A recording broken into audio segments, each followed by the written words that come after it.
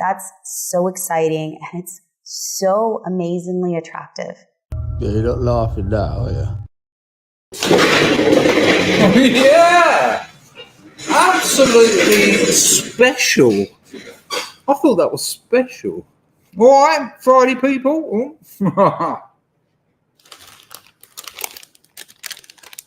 Just finishing off a few of the old Snow White fat frees. If you don't know what one of them is, it's one of these. Just take it. Yeah, boy. Right, we got a cracker tonight. I'll tell you why. Because I'm on fire. I'm not. I'm so tired. Like, I had a little kip on the toilet, but I set an alarm on my phone. I thought, if you have a little, you could be here for a couple of hours.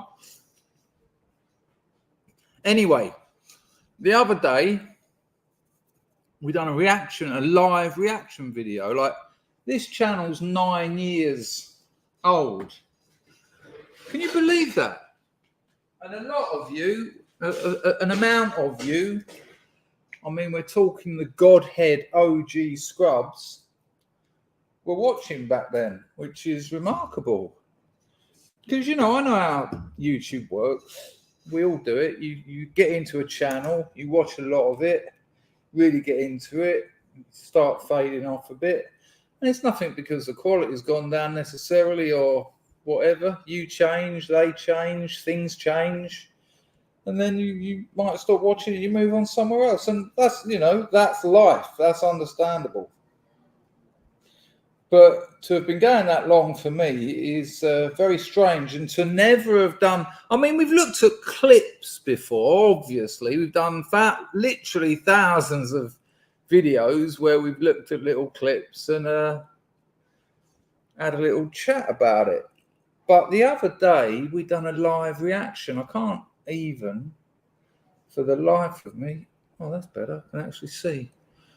I will look now and find out what the hell I'm talking about. There we go. We watched the Tate brothers, didn't we? Andrew and Tristan Tate. Their video, we watched it. I interrupted it. Noobs got annoyed that I kept interrupting it. I told them to go. They went. And whoever still is, still here. I have got something, though. Bit of this magic. Hello, son. Hello. Can you hear me all right? Yeah, lovely. Absolutely lovely. No, there's no echo or anything, people, is there? I might need to put my headphones in for this, but I'd rather not do because... Oi, Packer. Oh, actually, that won't work at all. Should we try it just for the lols of how badly we can arrange this? We're going to try and do, Packer, if you're up for it. You can't just say no. No. Yeah, I'll take that. It was a bad idea. No, what is it? Go on. No. All right, then.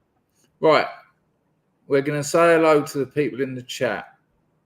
But there's two rules that make it like a logic test that turns something that should have been fun and Friday and uplifting into me and you going, hey, so this is it. I do one, you do the next one.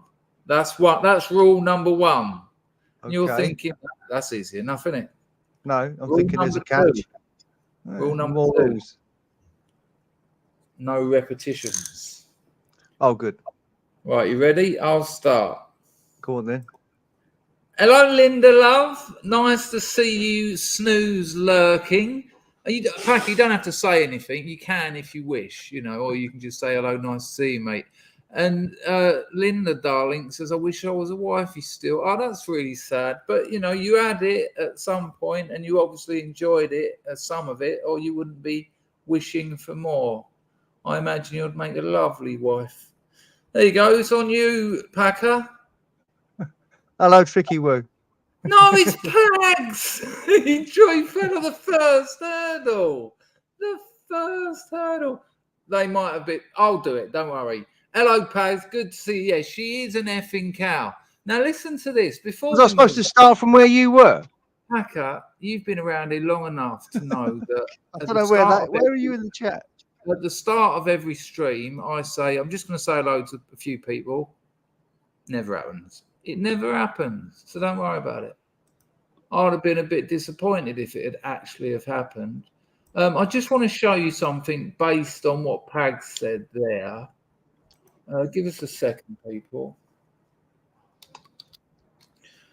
Now, a YouTuber, most of you will know this person. I'm not going to say who it is, and you probably won't be able to guess, actually. It'll be a weird one. But I was talking last night. I said I'm going to do a reaction video to Ash Sarkar. Now, sorry, people. I've got to find another video that I haven't got ready. It won't be hard to find. I was talking to someone last night, and I said I'm going to do a reaction video to Ash Sarkar, and he said,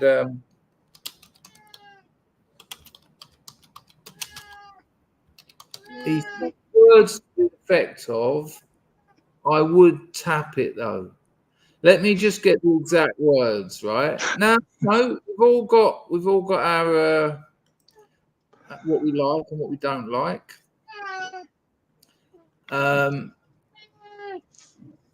He said. He said, "I'd bang Ash, to be honest. Unpopular choice, but I can't lie. There's something primal there." Right? Now, I'm going to show you. And again, you know, each to their own, but I'll show you some of that primal. And these are just a couple of pictures I grabbed hold of. First ones I found on the internet. I didn't try and find one of her looking not that nice. I mean, she might be your cup of tea. But yeah, let's start with this one. So, people, ladies and gentlemen, Scrubs, OG and new. It's a 1 in the chat for a would tap, and it's a 0 for would not tap. I give you a friend of mine's would tap. Sorry, Neil Christie. Sorry. That's all right. You're all right. You do anything you want, mate. Trash Sarkar, ladies and gentlemen. Read it out. What did he say? He said brown. No, I can't read it out. I'm not reading it out. Okay. No. I mean, straight away, for me, it's not a skin color thing. You know, I've got a brown girlfriend. No, but it's the 5 o'clock shadow. The big square jaw. And she likes to really, like, she has her long nails and she always has her pins out. And she's always tweeting about, oh, the geezer. Hang on. I think something weird might have happened. The bloke I'm talking about who said he'd tap her has just texted me and said, "Not now." He's rumbled me like a beagle. You won't guess it though, so he's in the clear. I mean, come on. That's not a no tap. That's an anti tap. That gives you a 0 on. I have seen pictures of her where she's all dolled up and looking like a 4.5 to a 5. All right, that's fair enough. Let's have a look, because I want to be fair, because, you know, it's a bit bad starting a reaction and just saying this is what she looks like. I'm going to try and find a pretty picture. She looks quite nice there in Teen Vogue. How worrying that a commie is writing in Teen Vogue. Hi, young, impressionable, not getting enough attention, people. Have you heard of communism? Literally. I really can't find one I mean, she's not my style. I'm not. Well, I think there's also right. If you can't see it, pick one of her somewhere on a red carpet or something like that. Some dude. Well, she I will get be you. dolled up for that. Yeah. There is the overdetermined fact that I know what she's like, so yeah. That's obviously going to have an effect. There's one. Can you see that one? Can you see that or not? It comes. Yeah, she looks all right in that. Yeah, I mean, you know, maybe it was just the ones I picked that made me think. Well, ask yourself two questions. First one is, would you? And second one is, have you worse? I And then haven't maybe worse. reconsider the first one. I haven't worse. I've had thousands of beautiful women. But I have though. What are you going to do? I'm not going to lie. I've had in that respect in life, I've been very lucky. Well, yeah, it's a no from me as well. By the way, I'm just trying to see. No, the and other I side think of you're it. right. I think you're right. I think that those. But she certainly ain't the ugliest bird I ever set eyes on. No, I'll give you that. And I think it's also a little bit. I don't know. I think just because my mate said Ed Tapper, and then I saw that picture that I used on the. I mean, in comparison, like I say, it's not a skin color thing. I've got a brown girlfriend. Right, so we got totally confused then, but it did remind me to find the video of her and Piers. I'm actually going to say some hellos actually because it is quite nice and it's Friday. Thank fuck as well. We've all had it, haven't we? What a week. Weeks cropped layout, press shift and 2. No, I want it as it. I'll just leave it alone. I mean, at the moment, right, it's midnight and it's 32 degrees Celsius. I'm not complaining. I choose to live here. But there's pros and cons. Like you sounded more like you was being smug than complaining. yeah, I am. Yeah. I mean, it's 12 and it's fucking lovely. It's not. It's actually, you know, if I go to my bedroom and come back, I'll be sweating. That's because when I go to my bedroom, here we go. Right, let's say hello to some people. Let's actually do it. Right. I'm just going to start from here because loads more people have turned up. Oh, 22H. I've got a question for you, son. On the buy me a beer thing, Packer will indicate that now. Oh, shit. No. There we go. I got your donation. I wrote an answer to it, but I left a YouTube clip in it. Now, when I go there, I can see the answer. But a mate of mine said, you haven't answered. Someone's donated to you and you haven't answered. I said, who? He said, 22H. And I said, no, I've answered it. Can you see that answer? I'm just wondering whether, because I put a YouTube link in it, that they might not let you link to videos. So 22H, let me know. I mean, maybe you haven't been there, but when you get a minute, go and have a look and let us know. Alan's got the grift on the go with a 10-bit. Nice one, Alan. Alan, you can't be far off your operation. That's I'm sure that was coming. Middle of May, was it? Or I thought it was middle of April, but you know. I think it's May, wasn't it? Alan, let us know. Fill us in. What's happening with the old pins? Nice one, Alan, for the 10-bit. John Palmer's been a member for 31 months, probably twice that at least. Nice one, JP. One of the most liked. Actually, you and Alan, two of the most liked geezers around there. Well, and Packer. And me. It's great here, isn't it? Let's face it, if you're a scrub, we have a nice time. I was a little bit down before this stream, and already I'm just like, I'm among people who I don't always agree with, but I feel like I trust them. Let's get some hellos in. Thank you, Alan, and thank you, JP. Right, Colt Python's on the firm. That's John Palmer. There's Colt Python. JD, Tej is here. Nice to see you, Tej. Red Pill Seed, the Johnny. He's going to go for a Daddy Crispy. I'll tell you what, I nearly had to do that yesterday. You know, when you test milk, you instead of smelling it, I always have a mouthful. And once you've swallowed it and then you taste it, you think, how many times am I going to do that? until I realised there's got to be a better way of testing if your milk is off. Got any tips for testing if your milk is off, Becca? Yeah, it would be sniff it. Sniff. Use your nose. As soon as there's a hint of strawberry in it. Is it really? Is it strawberry? Yeah, milk a hint of off strawberry. milk. Oh, hang on. That's like self-manufacturing strawberry milkshake you're throwing away there. No, it ain't. It's a special strawberry. Is it a Horbury? Like an old Brass's Knickers. I don't know. Do you remember them bottles of used to get bottles of milkshake type stuff like chocolate or banana or vanilla? The plastic pint bottle, fat things with foil top on. Do you remember them? Yeah, hang on. Yeah, I do. Yeah. Lovely. I bought one on the way to school in the morning from the tuck shop at the end of the road. Chocolate one, glugged it, almost glugged all of it, and then realised it was off and it was lumpy and everything. Oh no! And you've just thought I'm going to cane this, and then you realise there's loads of it in you. Yeah, and it all came straight out. Did it really? Your body went, no. I'm not having that. Oh, we've all done it though. I mean, it's a metaphor for life, really, isn't it?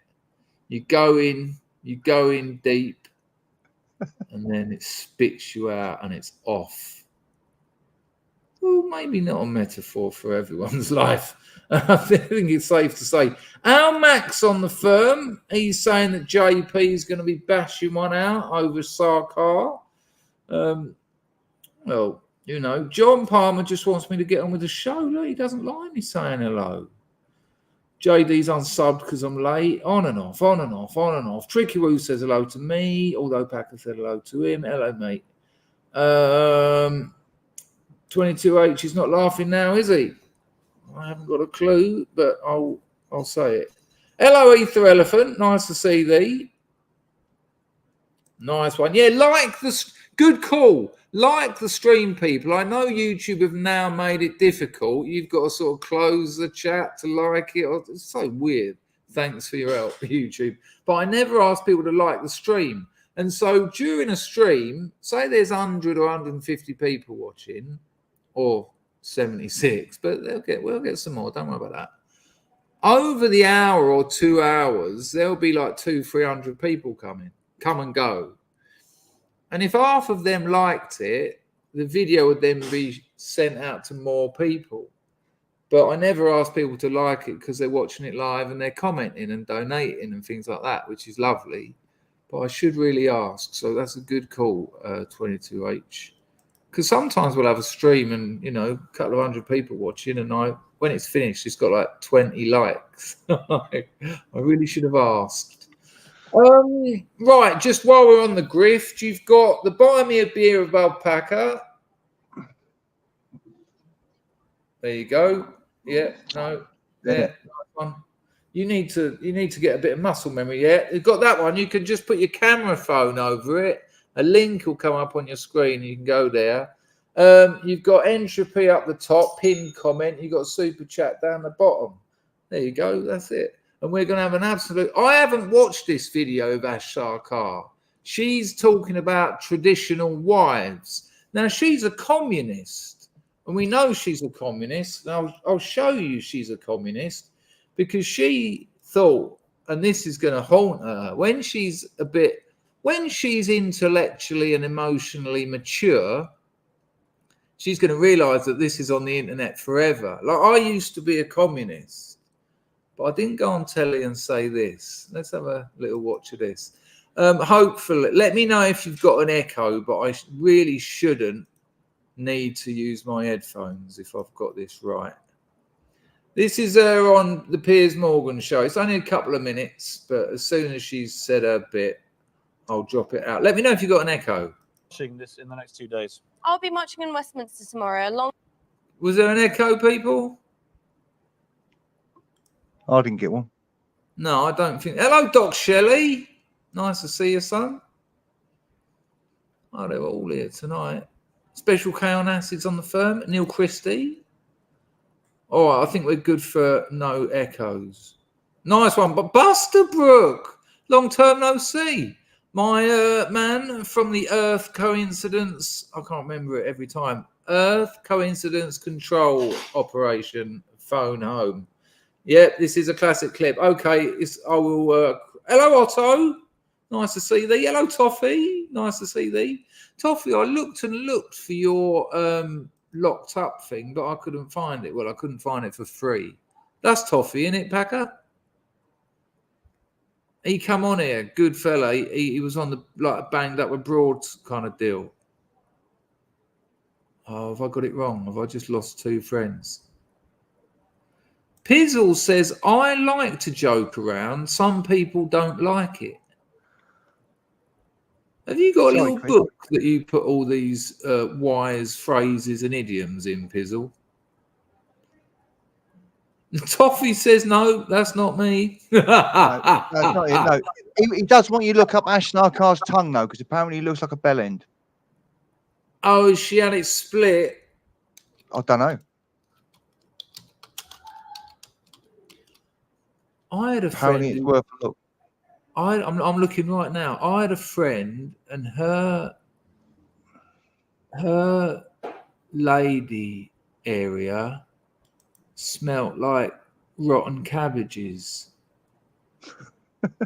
And I know that because she went out with one of my very good friends. Yes, if you type in Ash Sarkar tongue, it has got a very dominant split down the middle, giving it the slight effect of a penis. LC 350 drops an air and center, and it's not a grift on, it's a gift on. He doesn't care. Amazing. Are you on the old super teas tonight, son?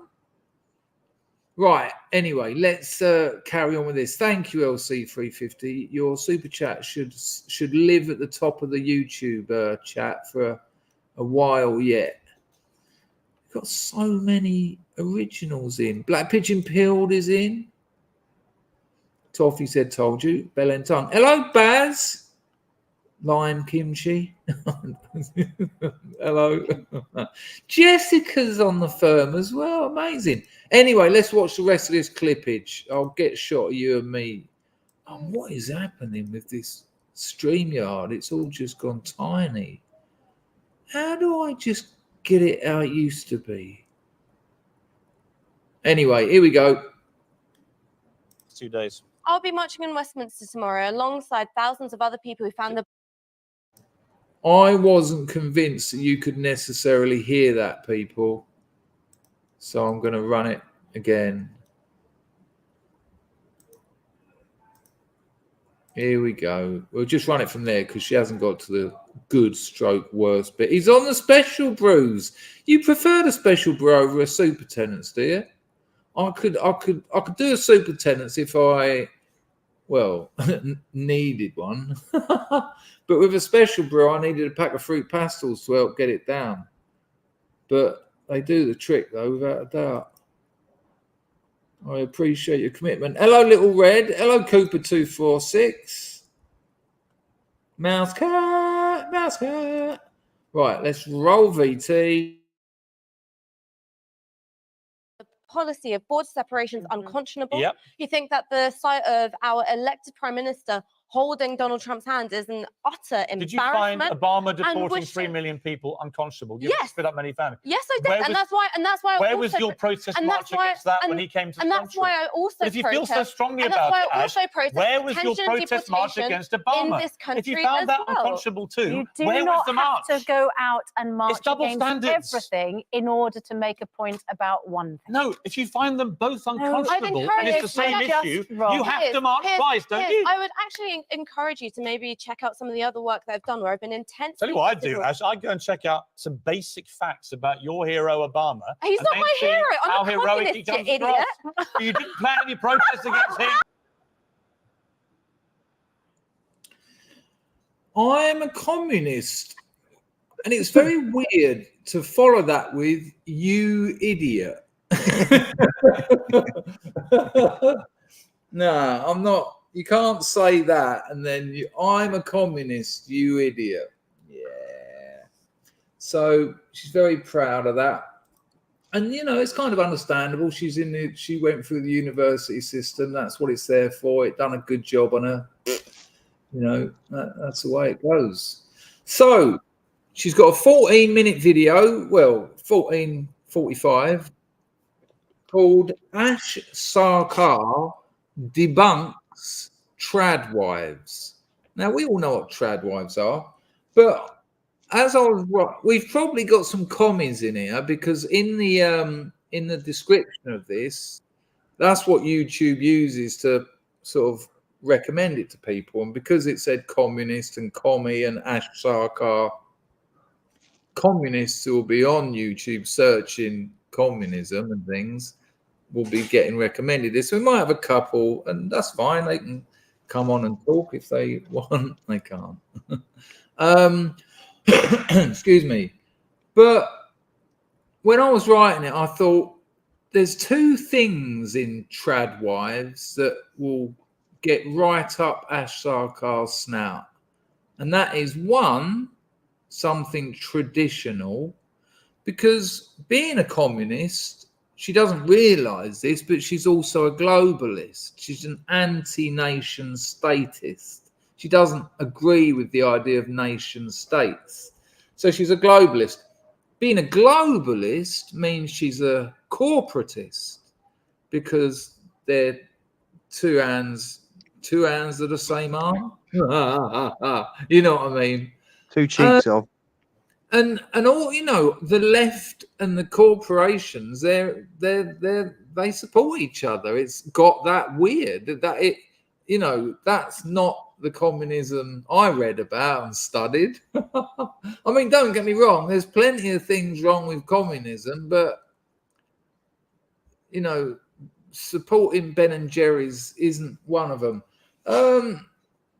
So I haven't seen this, but traditionals, well, she doesn't want that, because traditions are part of what keeps a nation together.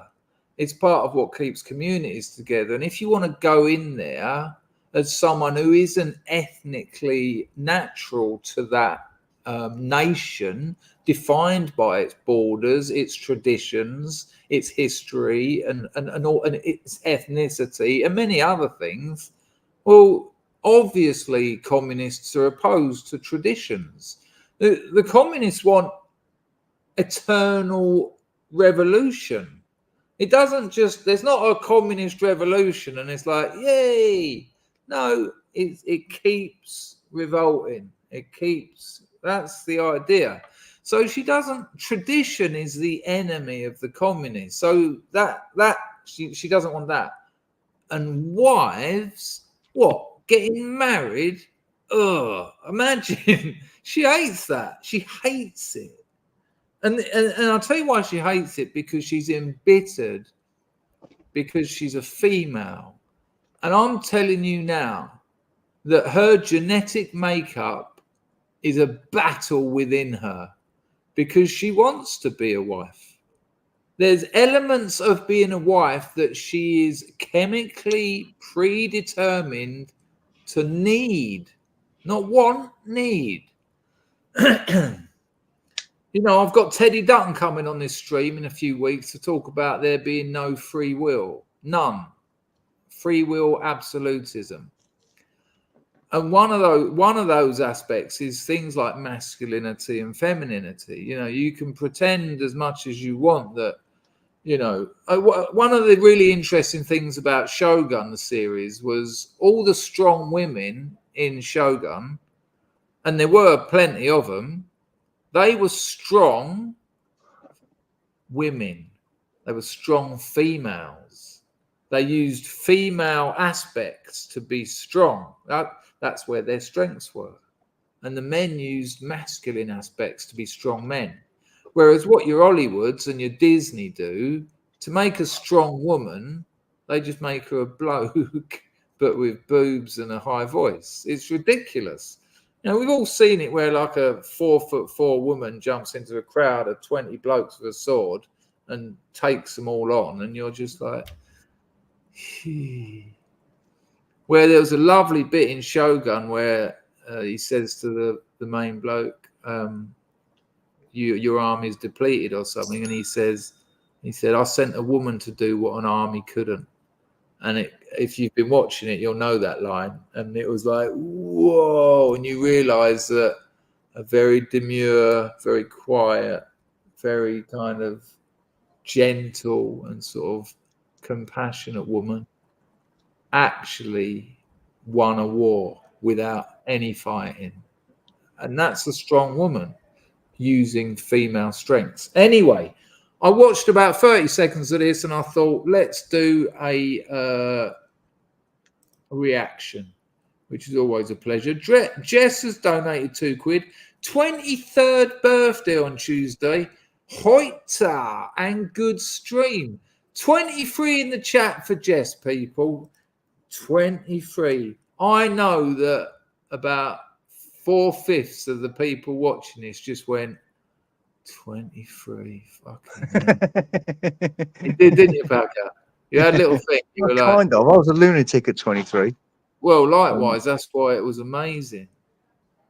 23. I bet Jess thinks she's getting old as well. Fucking hell, where did all my years go? 23. And no disrespect, Jess, but I'm telling you now, you know very little. And that's not because you're not intelligent. You clearly are. You've proven that. It's not about intelligence. It's about experience. And you just can't experience aging until you've aged. You can't experience becoming 30 until you've done it. And these things impact the way you see the world. You know, most of you know my take on this. Culture, art, literature, music, writing, painting, dancing, you name it. Hanging out with your mates, smoking a bifter. Culture. It exists for one reason.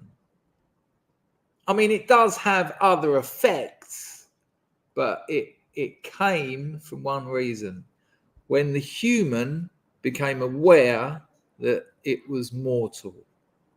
Because you can't live like that. It's much like the free will debate. I am a free will absolutist. There's no free will. But you can't live like that. That's why a healthy person will have a small amount of narcissism.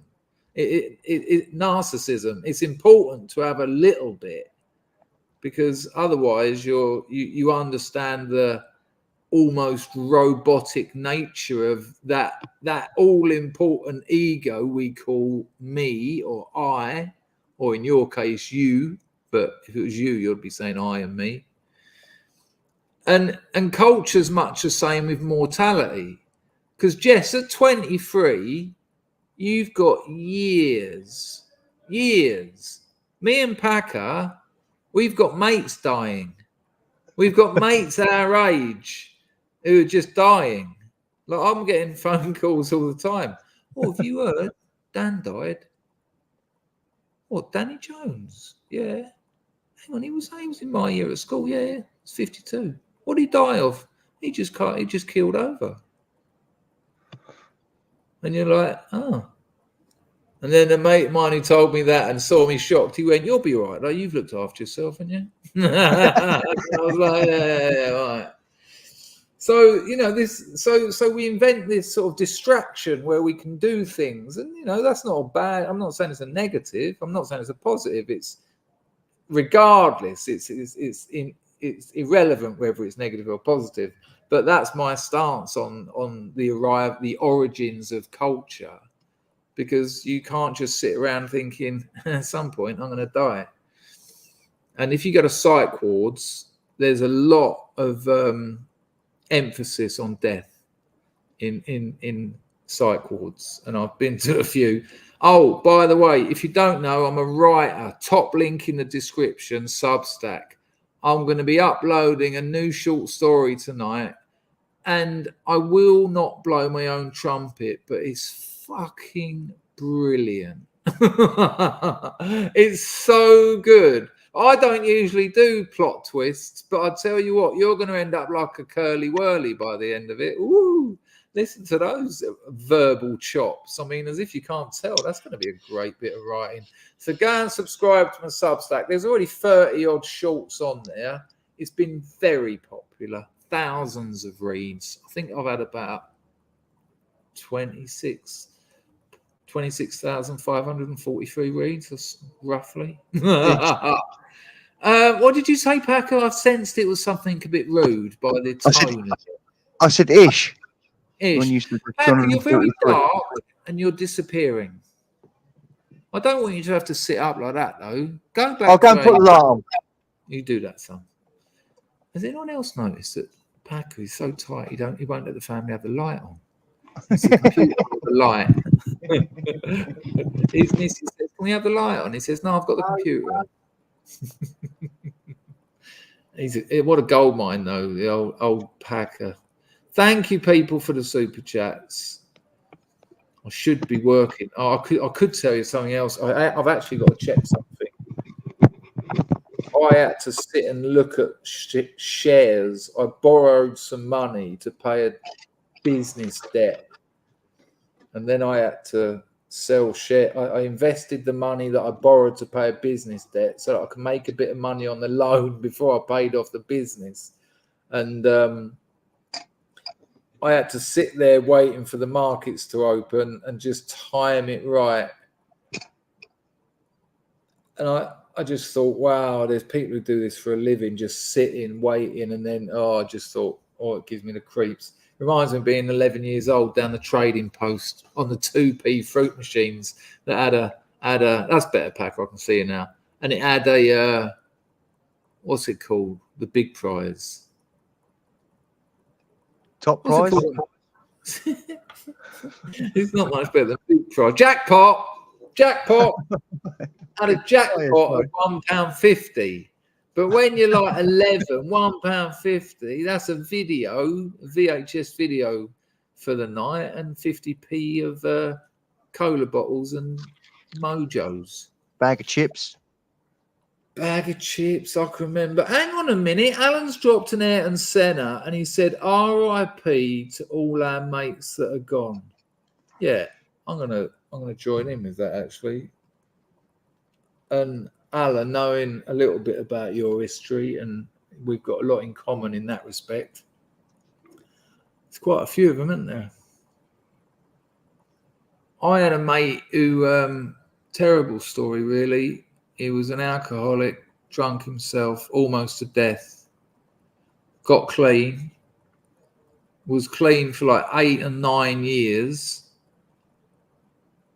And the hospital said, you need a new liver. And he said, well, I haven't had a drink for 9 years. I'd understand if you want to give it to someone who didn't, volunteer. Nice bloke. He said, if someone needs it more than me, I chose to drink. And they were like, no, it don't work like that. You're all right. You deserve to survive. And his body rejected it. And I went to see him in the hospital. And he was a fucking funny bloke as well. He was the bloke that I took to that brass for the old what's it called? I can't remember. Can't say it, Packer. What's it called? I can't remember what it's called. Prostate massage, yeah. Oh, I thought there was a nickname for it. I went to see him in hospital and he was yellow. And I said, are you all right? He said, no, I'm dying. They've told me I've probably got about 5 days. And then he said to me, can you do me a favor? He said, can you sort me out one of those Chinese brass? I said, yeah, all right. So we sneaked him out of the hospital. The poor fella could barely walk. Got him down to Charing Cross Road. And I said to him, what was her name? I've told this story so many times. I'm surprised someone in the chat hasn't told me her name. Isabel. I said, ask for Isabel and say Chris sent you. And what Isabel does is when you're least expecting it, because you haven't asked for it, she puts 2 fingers up the back door and you go, what? And then you watch your not moving manhood, she just holds it, erupt like a fountain. And you've never known anything like it. And when he come out of there, he was walking like he just got off horse. And he come over to me and went, hey, he was Welsh. She went, I've waited my entire life for that. And I thought, well, it's a stroke of luck. You got it in now then. A couple of days later, he was dead. I remember his daughter said to me, she said, ask Chris what we got up to a couple of days ago. And I thought, do I actually tell her? Did he tell her that so that I told her? No, I just said, nothing. We just... But no, fair play, Alan. Fair play. It's weird, isn't it? You know, it just didn't... It's not a thing until you get to about 40. Then I started losing. I lost a few when we were in the 20s and 30s, but they had "I'm going to die" written all over them. You know, as I always say, the 4 horsemen of the Western Europe apocalypse: feminism, mass immigration, welfare, and alcohol. And I've lost so many friends to alcohol. So many. And they didn't even think they had a problem. They just went out and had a few beers and a couple of whiskies every day after work. But they didn't realise that you build a tolerance up to it. And so every day they'd have a little bit more and a little bit more. And, you know, 45, 50, dying of liver failure. Anyway, good call, Alan. It is sad. Sometimes I think about some of the people that I've lost, and you know, we just can't contemplate it, can we? It's just, it's hard to imagine that someone's actually gone. Heartbreaking, really. Girlfriend's on the phone. She's at the hospital because her sisters broke her water. Oh. Hello, love. Everything okay? I'm on. Oh, okay. I'm on YouTube. Yeah. Sister, okay? She still not have baby. Yeah. Did you shake her up and down? Get out, baby. All right, love. I'll send you here later, or I'll talk to you later. Okay. All right, love. We'll have a lovely day tomorrow. I love you so much. Yeah, I love you too. Night, darling. Tell you what, those Bodian birds, they breed like fucking rabbits, and as they should. They're protecting their nation. It's Cambodian. No, not yet. Oh yeah. Oh, hang on, yeah. Is that how it works? That's her sister, yeah.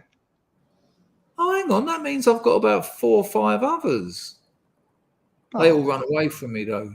Well, yeah. Broke a buffalo. All seeing Otto, ever the optimist. All my friends from the past are cunts. There might be a common denominator there. All of them being cunts. Exactly that, Cole. That's right. That's exactly right. Oh no, it's on the cards. It's all on the cards. Don't worry about that. She wants 4 kids. 4 candles. Right, let's get into this. John says, as long as they don't come over here and steal our jobs. I'll tell you what, most Cambodians would get out at Heathrow, they'd look at the weather, they'd look at everyone looking down and being miserable and go, where's England? Because they don't think it's like that. They think it's like the promised land. And then I'll show them some YouTube videos. My girlfriend's like, that's England? I'm like, yeah, weird, isn't it? And she's shocked. No, I know, Otto, mate. I was only pulling your plums. Yeah, go for it. Go for it. Oi, son, got a big game Sunday, son. I'll tell you, we won't talk football because I think it's probably only about 5 of us in here who are interested. But it's a big game Sunday, and I'll tell you now, it's going to be 4-1 Arsenal. We're going to smash you to pieces in your own toilet. And you got that on video, so I'll be deleting that once my towel's between my legs and we walk home. Not even 9. I'll tell you what, John, I had it in Thailand, I've had it in Vietnam. When you say you're from England, they're all over here. They're like, oh, what's it like? What's London? And I'm like, oh, you know, there's a little bit here that's sort of all right, about half a square mile. It's really weird. Yeah, boy. Go on, I'll put a sportsman's bet on that. I'm telling you, 4-1. I'm only giving you that one as well because it'll be like a charity goal we'll give you. Right, let's get into our Sarkar. We'll be here all Nishka.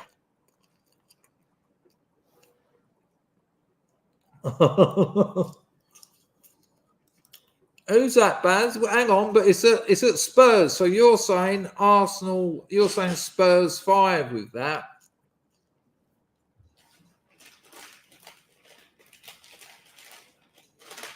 I'll tell you what, Nate.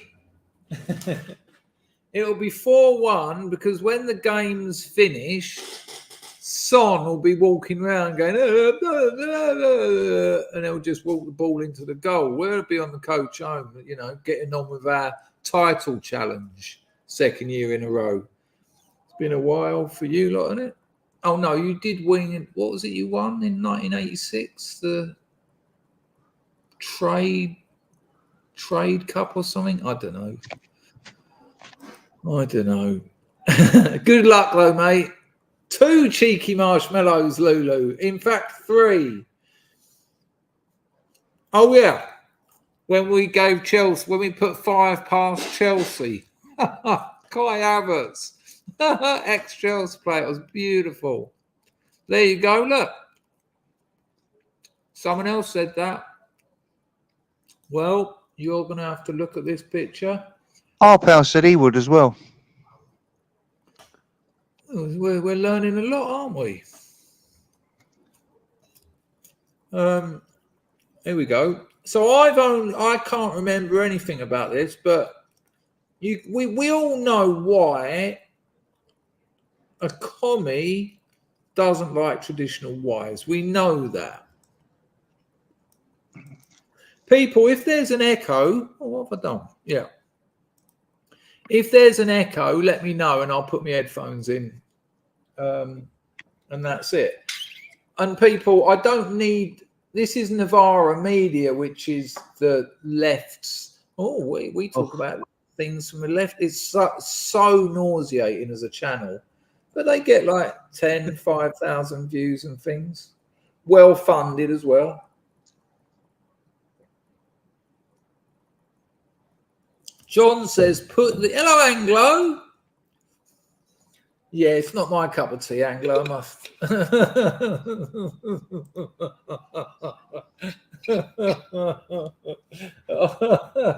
I've never heard anyone say anything like it. Otto says, my dick sees no colour. It's not a colour thing for me. I just find her very unattractive. But, you know, there's one for everyone out there. Willow's not a fan of women with moustaches. You know, a lot of women have them, though. You know, you find that out over time. Usually not in the first 6 months you're with them, though. Pizzle says a standing cock doesn't really care about politics. Nah, I don't know about that. I've got a... Hello, Matt. I've got a terrible... Nah, you know, they're very dangerous. We've not been here with Anna Kasparian, though. We've not done that. We haven't we? We haven't done a... What? Have we not? Just sexually objectified and rated her? Yeah, I'm sure. It must have been another stream. It's very similar. That's another one for the same reason. Matt reckons AOC, I can't even remember her name, Cortez, is Ash but dumber and hotter.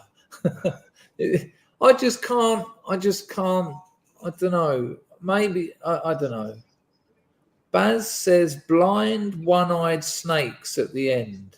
I like it when people say things I have no idea. Anyway, we've been going for 50 minutes and we haven't even started. Are you ready? Let's... work out how to do it. Right, again, let me know if you get... Well, let's just try it. Can you hear this? Well, is there a bad echo, people? Been seeing this thing pop up on social media. We are going to talk about how you can become a traditional wife. How I went from a raging, free the nipple feminist. Right, is there echoes, or is that a bad audio, or is it just fine? All good, says JP.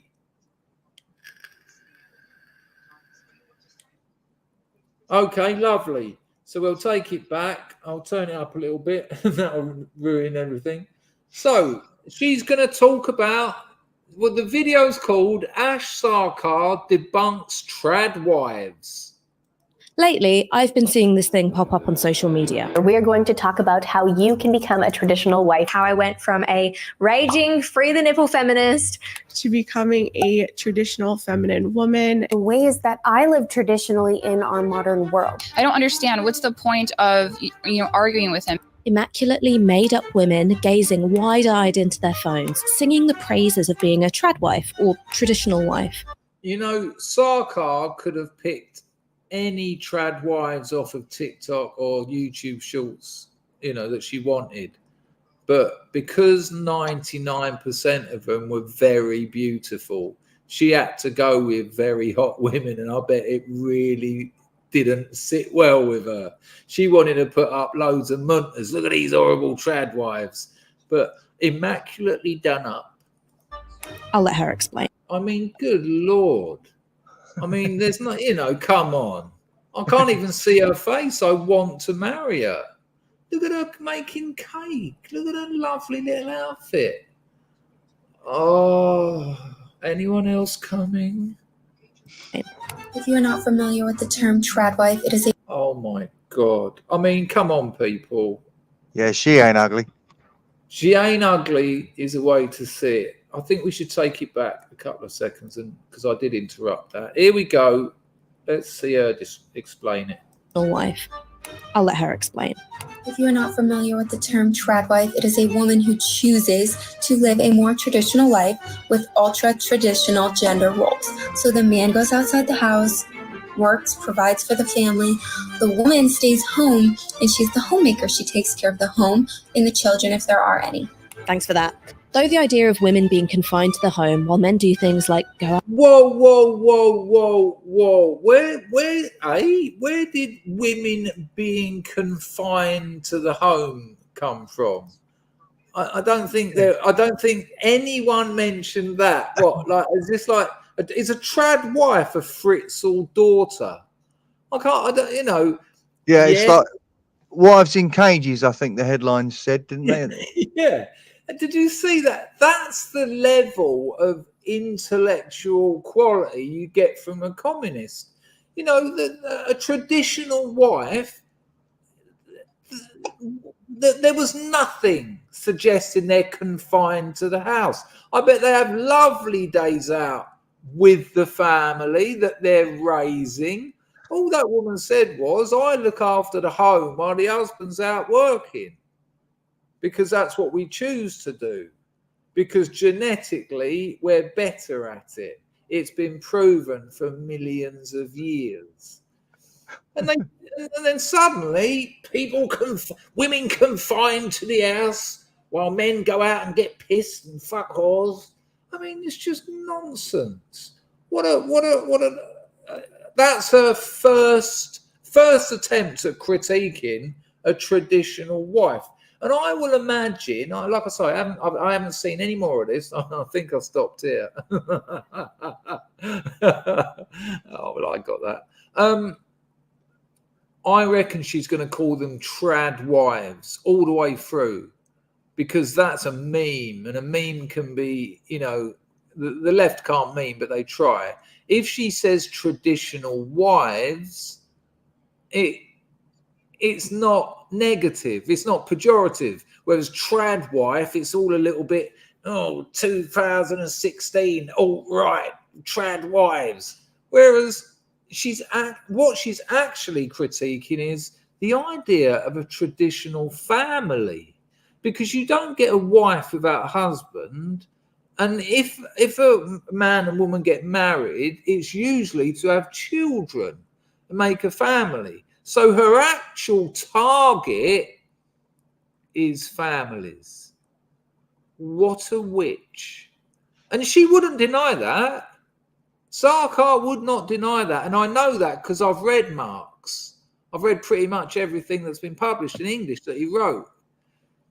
And they don't like families. That's why they have communes. They don't want a mother and a father bringing up a family. They want a bit of racket outside. They want like 20 men and 20 women to bring up a child. Now, I've got no problem with other adults having an influence in the growth of a child. I think it's very important. But it's also important to have what we know from psychoanalysis as love objects, where we learn that certain people we have an attraction to that separates them from other people. Because if we don't, it becomes an almost, what's the writer's name? He wrote,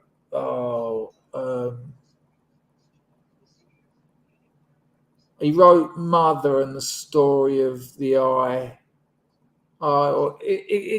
You know, these people have this sort of, they want this kind of orgy of a culture where it's all just a free-for-all with no standards, with no boundaries, just sort of like a slam poem, but in human form. The most disgusting thing you could ever imagine. Really gets my goat. So she's attacking families, but I notice she's not where she's from attacking families. She's in England attacking families. Her family went to another country and told them to stop having families. It's like, what the fuck? We're not even breeding at replacement rates, and you're telling us to do even less.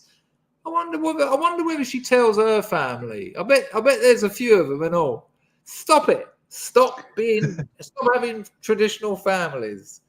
And this is all just, I guarantee you, I can pretty much predict the rest of this video now, which is good because we'll have a rip-roaring, jolly good time with it. Let's continue. Thanks for that. Though the idea of women being confined to the home while men You're the only person who said that. do things like go outside and work isn't exactly new. The image It's been going on for millennia. of 1950s suburban domesticity has been given a new lease of life by the gals on TikTok.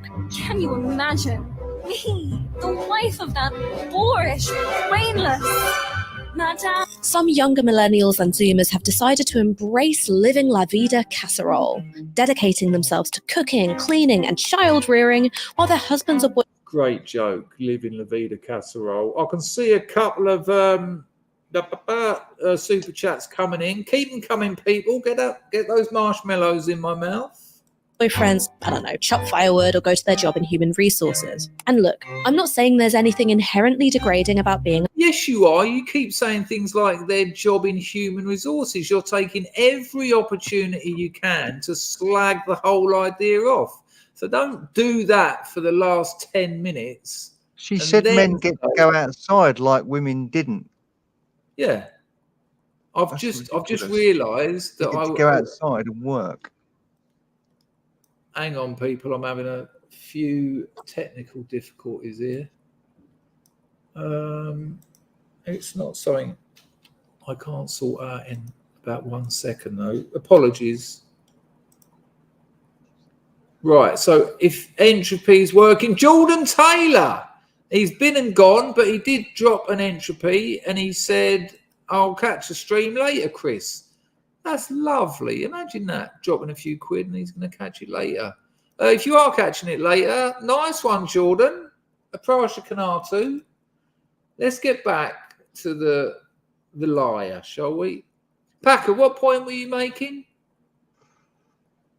She said at the start of the video, after you picked up on the first point, she then followed it with men get to go outside and work. Yeah. Implying that women don't get to go outside. Yeah, it's ridiculous. And also, would you...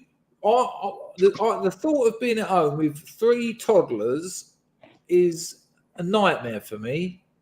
I'd be like, fucking hell, man. this is a drain. I'd rather be out bricklaying. But she's, this is such a This is an attack on families. That's all it is. Anyone. I see a few super chats coming in. I will deal with them, but let's get a bit more of this in. Let me know you can still hear it, because I just had to fuck about a bit. A mum or making nice meals. I like cooking elaborate dinners. For that matter, my boyfriend does too.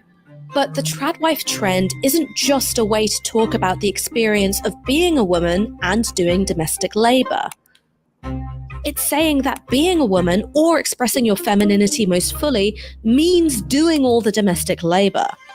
Men and women are meant to have rigidly distinct roles. Hang on, where is she getting all this from? She's just saying it. She's not saying if we look at this or if we look at this.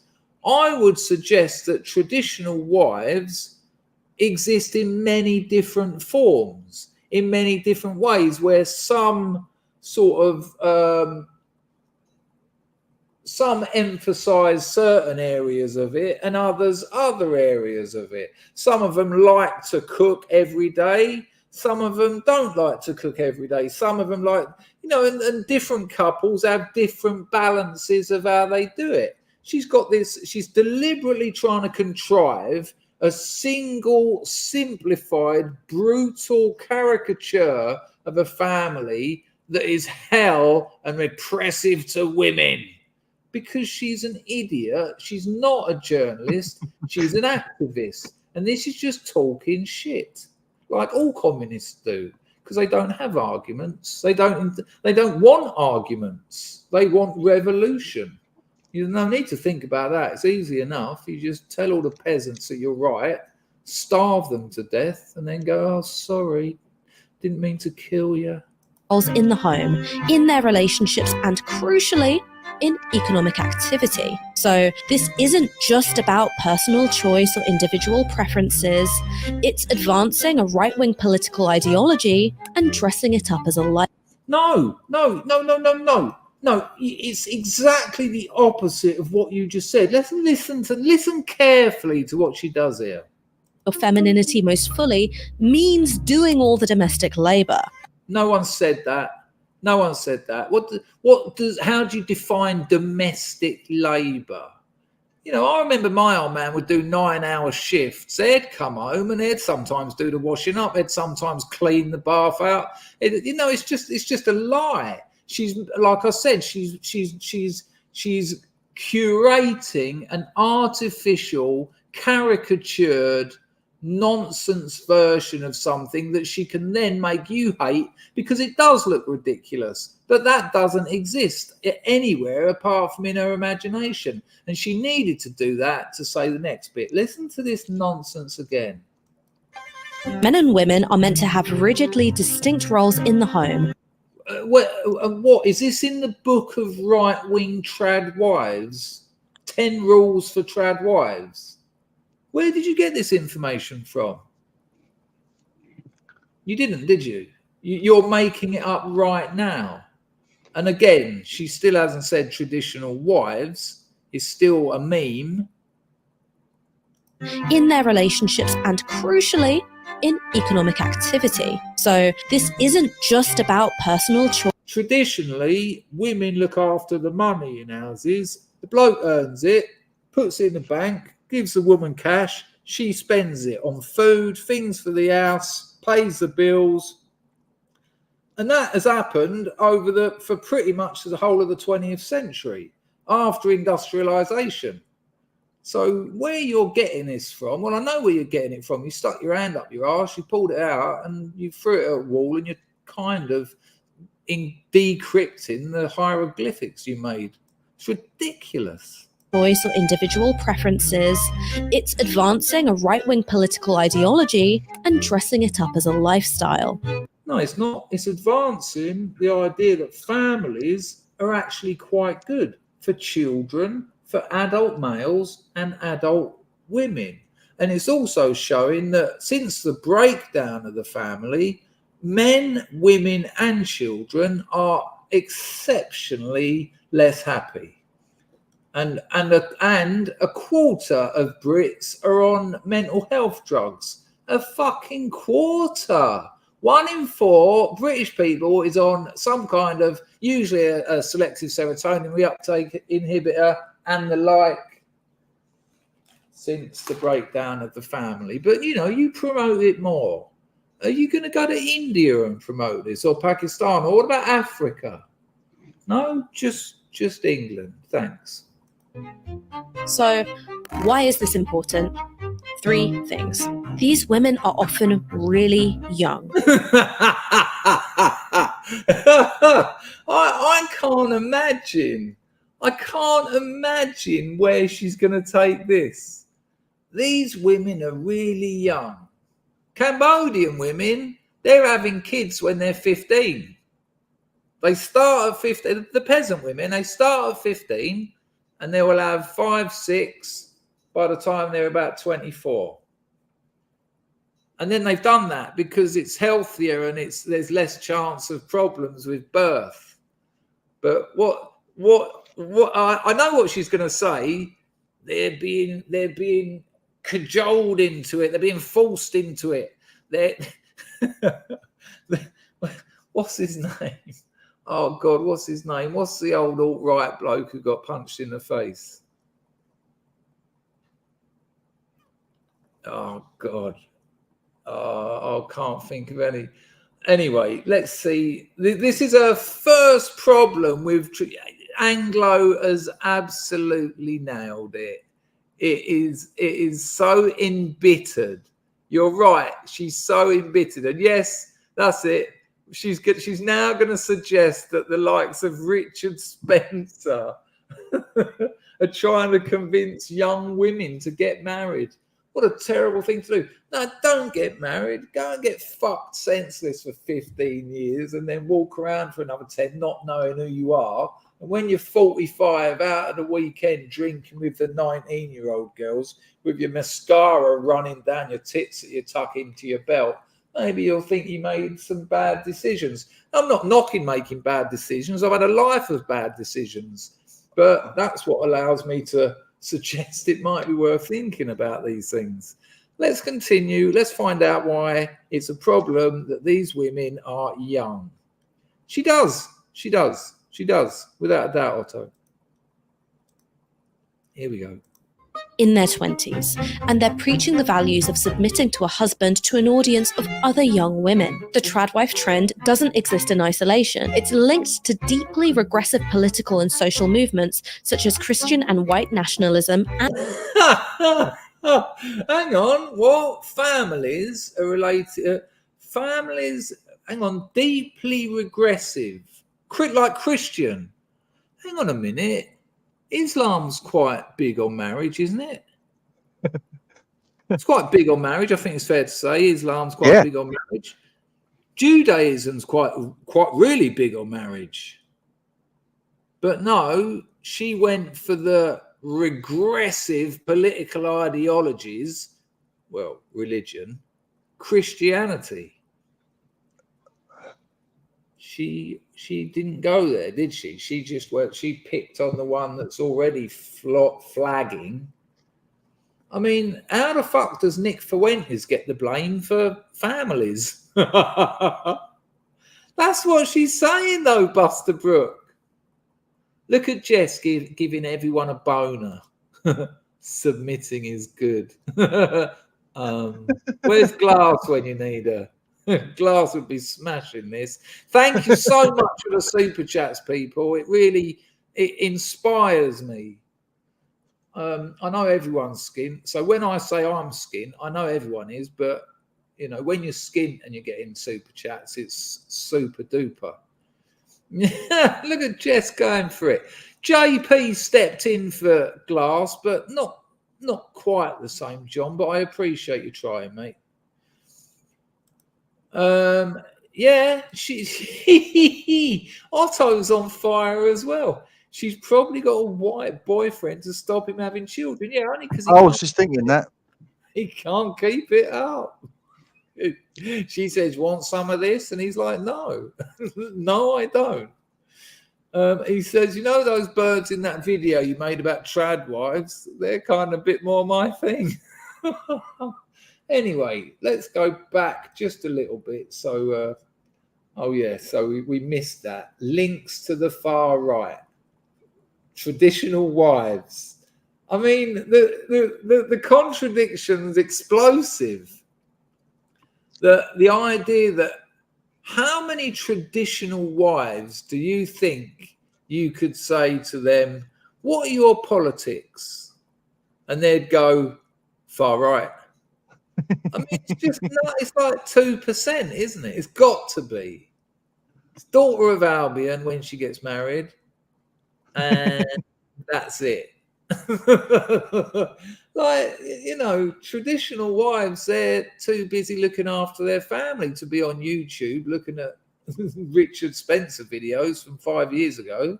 It's linked to deeply regressive political and social movements. What, Judaism, Islam, Mormons, what could it be? Such as Christian and white. Oh, okay. Okay, white people and Christians. Nationalism and anti-feminism. A picture of Jordan Peterson for anti-feminism. Feminism is an ideology which cannot be defended by feminists. It's part of a wider shift of young people being dissatisfied with new. Hey, hang on a minute. She doesn't. Which cannot be defended by feminists. It's part of a wider shift of young. Right, she doesn't actually say what comes up on the screen.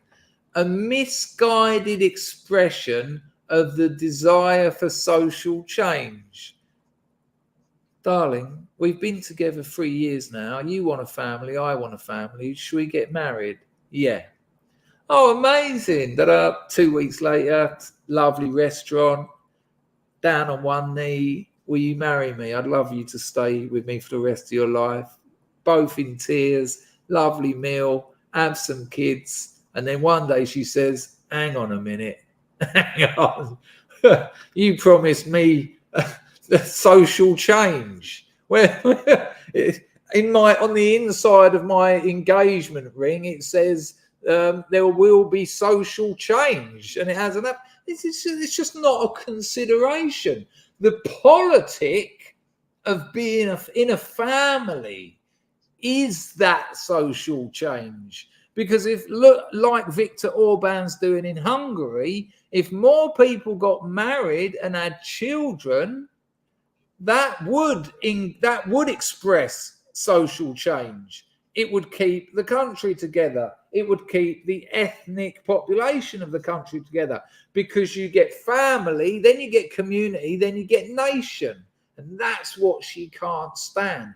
The political aspect of being a traditional wife is being a traditional wife. Trying to sell it that they've been misguided is just trite, and she knows it. That stands up to nothing. Bullshit. Young people being dissatisfied with neoliberalism and wanting social change. So let's talk about the way in which Tradwife culture presents the ideal relationship. Men are... They're all so hot. They're all really hot birds. She's looking well rough in that lineup, isn't she? Let's just have a look at that little lineup again. Satisfied with neoliberalism and wanting social change. So let's talk about the way in which Tradwife culture presents the ideal relationship. Men are providers, which means that only they participate in paid work and make all the financial decisions. No, but that's not how it works. It doesn't work like that. Anyone in the chat who's married, do you make the financial decisions? Does it work like that? It certainly didn't in my house, in a working class, in a working class family. My old man made no financial decisions. He went out and earned all the money. It literally killed him to provide for the family. But it was my mother who spent it. Hang on, I've got to go back. I just saw a comment, and I need to. It was important and relevant, and it's a long way away because people are absolute. The scrubs are all over this one. I knew it would rub people up the wrong stroke right way. Hang on, people. Sorry, and it's also someone who I really need to engage with. You'll know why. Scrubs will know why. Hang on. Hello, Paul Armstrong. And I know there's a few super chats. There you go. Your friend of mine, Mrs. Me in it. Cheers, Backer. Mrs. Me in it says, I am a trad wife, a traditional wife, but I also work fucking hard alongside my mouse cat. I've worked on London sites, and I will beat any man. Yeah, I don't know. Bet you 9 bob you don't read this out. That, my love, is 9 bob you owe me. I don't know what that is in modern coinage, but I think we're probably well past quits. So, I don't think you'll beat any man, in fairness, but yeah, it's ridiculous. I reckon Mousecat gives the money to Mrs. Me in it, and she looks after the house and sorts out the food. I just think that's how it works. I'll do the super chats that have come in recently before she gets to the next bit. Right, hello, Raiden the consultant. Ash looks like a cave beast. Okay, here we go. Let's see what other nonsense she's got to say. We'll take it back a little bit. To work and make all the financial decisions. Hashtag not all, you freaking liar. He is responsible for the final say in all of our financial decisions. And no way, one person said it. It must be true. You proved it. This is presented as a kind of equality, while men and women have She can do whatever she wants. What do you want me to do? I will do all of it. I'll just look at her, man. Fucking hell. Sink, drop. roles. They are equal in look how happy she is. In their value. Insisting on the equal value between paid employment and unpaid care work, which, by the way, is a feminist position, hence the Wages for Housework campaign of the 1960s. Wages for housework, but you get it anyway. My missus, I give her a big chunk of money, and I expect to get fed most of that month. Every day. Have you eaten? She'll say to me, and I'll say something like, I had breakfast, or I had a couple of buns. They do these lovely steamed buns. And she'll go, do you want something? And I'll go, yes, please. Hour later, she turns up, puts a tea towel, like what do you call it? I don't know what it's called, tablecloth over that end of this table, a few bowls, dips, plates. She'll make me a tom yum. She'll bring a barbecued chicken. Every day something different, makes food, then washes up, we have a fuck, and she goes home. It's just fucking wonderful. And that's for money that I've earned, and I give it to her, and I don't tell her what to spend it on. You know, she came around the other day with 4 shirts she had made for me. She went and found my tailor who got my last measurements and said he's put on a little bit of muscle. I'm just relaxing. Can't see you. A bit wider, and she made me bought me a load of nice shirts. This is just nonsense. Wages for housework.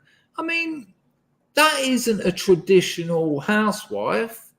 That's a lunatic feminist. What? You're going to have a union as well, a housewife's union? Do you want a pay-as-you-earn slip at the end of it, a pay slip at the end of the month as well, that your husband signs off as your boss? Ridiculous. 70s gets twisted into something much more sinister. Oh, imagine someone twisting something into something more sinister. I mean, such as your entire video so far. Willingly giving up financial independence. Is what men do when they get married. This one's brilliant. Look at her Cajanos. Jesus. This isn't all soft.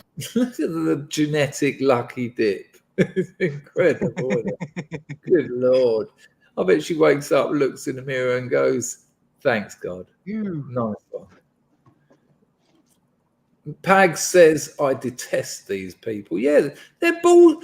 Pags, what I detest, all jokes aside about you know, whether you fancy her and all that, that's just Dangerfield nonsense. They're dangerous. They have killed hundreds of millions. They've killed hundreds of millions of people.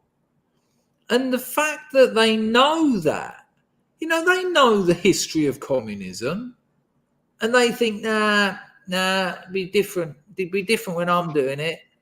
Right, okay. It's bullshit. They're hateful, they're embittered, they're jealous, and they lie. She knows she's lying. She hasn't put together, I mean, she's had the cheek to call this video Ash Sarkar debunks Tradwives. What, Tradwives? Is that right? I would have thought it would have been Tradwives. Anyway, and she has just made a bit of activism to present, again, I'll say it again, the family as some kind of evil Nazi kind of Trojan horse. And the irony, of course, is that's what she's doing. These people will put you up. Everyone in this chat, Sarkar would shoot you. I tell you she would. Because that's what the communists done. When they have their revolutions, anyone who fought against them, you can't say sorry. They kill you. They kill you. And so she would kill you. Can you imagine? And that's what she wants. She said it. I'm a communist. She knows that they've got a death toll of nearly 300 million people. And that's the ideology that she's trying to dish out there to young women, trying to turn them away from the evil of a family. Jesus. Filters and sourdough inspiration. It wasn't until the 1960s in America and the mid-1970s in the UK that women had the legal right to open their own bank accounts or access credit. Which most of them didn't want them. Which meant that many women, particularly if they didn't work, were entirely financially dependent on a man. And this dependency didn't create happy marriages. As Betty Friedan found in her 1963 book, Yeah, she comes up all the time. She wrote a book. It's called something like I can't remember what it's called. There you go. It's called The Feminine Mystique.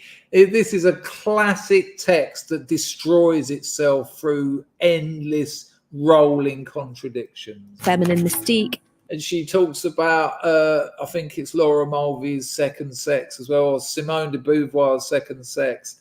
And it's more lies. Listen, people, I've got to, if I don't make any point clearly, this is one point I need to make clear. I was a communist in my late teens and early 20s. I was you know, I was with the RCP, the Revolutionary Communist Party of Great Britain, where we'd debate Marx and George Lukács and all that lot, blah, blah, blah, blah, blah. And I'll tell you now, they know that a lot of it is bullshit. They know that they will happily lie to get you on side because it's for the best. And they're dangerous people. You know, I remember we had a few of them around my house one night. First thing, they were having a go at me for smoking weed. I was going, well, it's my house, so that's not very free, is it? What, are you a policeman now? And they were like, I just don't think it's acceptable. I said, yeah, but we meet down the boozer every Thursday. I don't drink when we're in the pub. So you're just following, it's just because it's illegal, is it? So that went on for about 3 hours. And then we were talking about, and it's a great essay, actually a great essay, George Lukács, The Reification of the Proletariat and Class Consciousness. Well worth reading, well worth getting an idea of the meta-narrative of the 20th century, which was communism. And we all thought we'd seen the last of it. Wow. I mean, of all the dead fucking weeds you'd never think would come back, it was communism. And when people talk about Clown World, for me, it's the rebirth of communism. You know, after what happened, after all the skulls, after all the dead children, you'd have kind of thought, yeah, okay, we'll probably, oh, hang on, what? They're teaching it at university. They literally do. I went there, I've done it. My master's degree was a communist boot camp. They taught you Marx, but not critically. When I'd come in and say, I've got a bit of a problem with the regulation of value because of no free markets. Can you stop making these seminars aggressive and hostile? I say, well, I'm only disagreeing with the text you gave me. There's a few issues with it. They didn't want it. They didn't want a debate about it. They were teaching you it like you do children. This was a master's degree. And it was just like, no, this is what Marx said and he's right. So we need a revolution. That's all you need to know. You didn't actually need to read the bloody book, you idiot. Just be a communist and tell everyone we need a revolution. Say things like fat cats.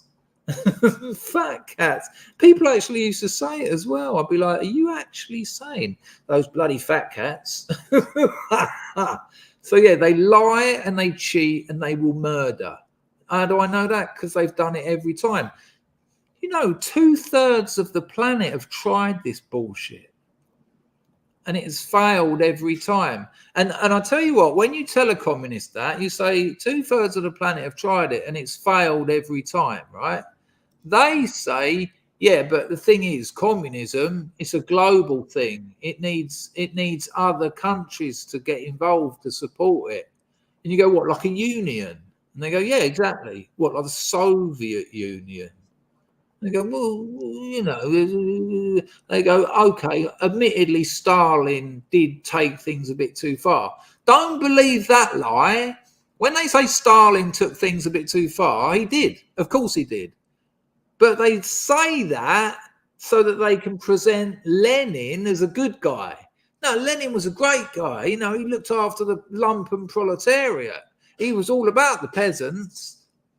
There's not much difference between Lenin and Stalin. I mean that. They actually like the fact that Stalin went off the rails because it allows them to present Lenin as real communism. Lenin was a fucking psychopath. Lenin had a KGB. Lenin had a secret army. Lenin had a secret police force that went around killing people. You don't even start me on Pol Pot. Maybe I shouldn't say it that loud. You know, they know they're liars. And I'll tell you, most of the people... Oh, yeah, that was what I was going to tell you. So after they admonished me for 2 hours for smoking weed in my own front room, we got talking and one bloke went, maybe we should do an action. And the others were like, yeah, right, let's do an action. I was thinking, I don't know about this. And one of them said, let's go around town putting super glue in all the locks of all the businesses. And it was like, well, who's going to suffer there? Me, I think. I'm going to be out all night Saturday gluing door locks and probably getting arrested. I mean, is this how you're going to change the world? By gluing door locks together? And a geezer leant over to me. He said, listen to me, Sonny. He said, this is just how we filter it out. We'll be making bombs soon. He said, we'll be making bombs soon. He said that to me, a communist, right? Well, he was about 23. He said, we'll be making bombs soon. 6 weeks later, he told me he was John the Baptist. I'm not joking. And he went to church every day. And I'd go, so have you dropped the communism then and gone to Christianity? And he was like, I haven't gone to Christianity. No, I'm John the Baptist. Okay. Are you still going to be bombing? Because it's all getting a little bit complicated now, to be honest. Don't trust them. They're dangerous. Yeah. They always will be. Go on, Packer. You were going to say something. He's going to drown people. need help across this river, old lady? Halfway across. Under you go. Woodlander says he probably was. There's a lot of those John the Baptists around. Ugly Truth reckons he was sniffing the glue. That is a fair point, Keys of the Kingdom. I probably shouldn't have said that. There you go, JP. Shocking, really, that. Right, so let me have a just refresh entropy. Check that. I'm going to check my buy me a beer. I know it's not really for this platform, but someone did donate their last stream, so he's done it again. 22H has donated on. I've got to show it. He done it last time as well, and that platform is the one that I get the least money taken away from me. Your comment, 22H, let me know in the chat if you want me to put that on the screen, because maybe you don't want me to, but if you do, let me know. But yeah, I'm glad you saw that link. This is what he says. He says, yep, I got the last link you sent me of the video you linked open and ready to go. I will watch this weekend. I disagree with you a decent amount, so it should be an interesting watch. Cheers.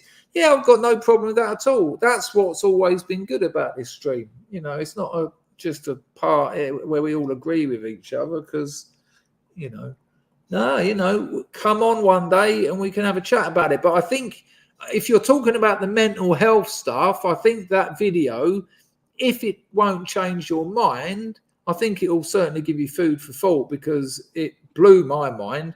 But that's an amazing donation, another hefty donation. Thank you very much. I'm glad I checked that. Incredible.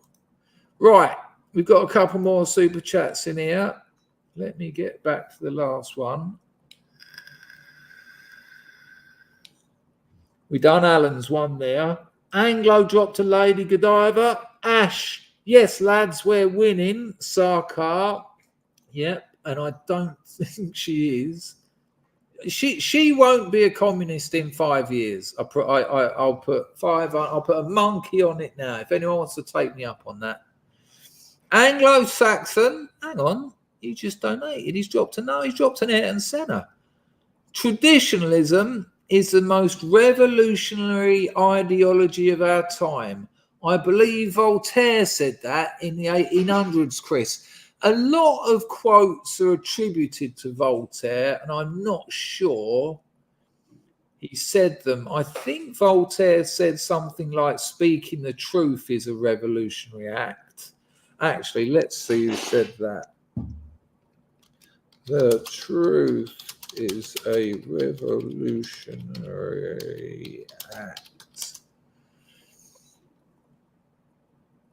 Blah, blah, blah, blah, blah. Oh, that's been, it's attributed to Orwell, but it was actually, it doesn't actually say who said it. In a time of deceit, telling the truth is a revolutionary act. But I don't know about your one. If someone wants to have a look at that, look that one up, people. And I'm not saying Anglo's wrong, but I'm just saying I don't know. And there's a lot of quotes. Voltaire seems to be the man who gets quotes attributed to him. Nice one, Anglo. Kim, you've booked yourself a tune. Oh, actually, we'll do 2 tunes, but I've got one rigged up that we haven't had for a while, and then we'll do Cold Hard Steel. Nice one, Kim. Keep these live streams coming, Chris, of course. I'd do more if I had the time. I'm just working my ass off at the moment. Keep afloat, you know what I mean, son?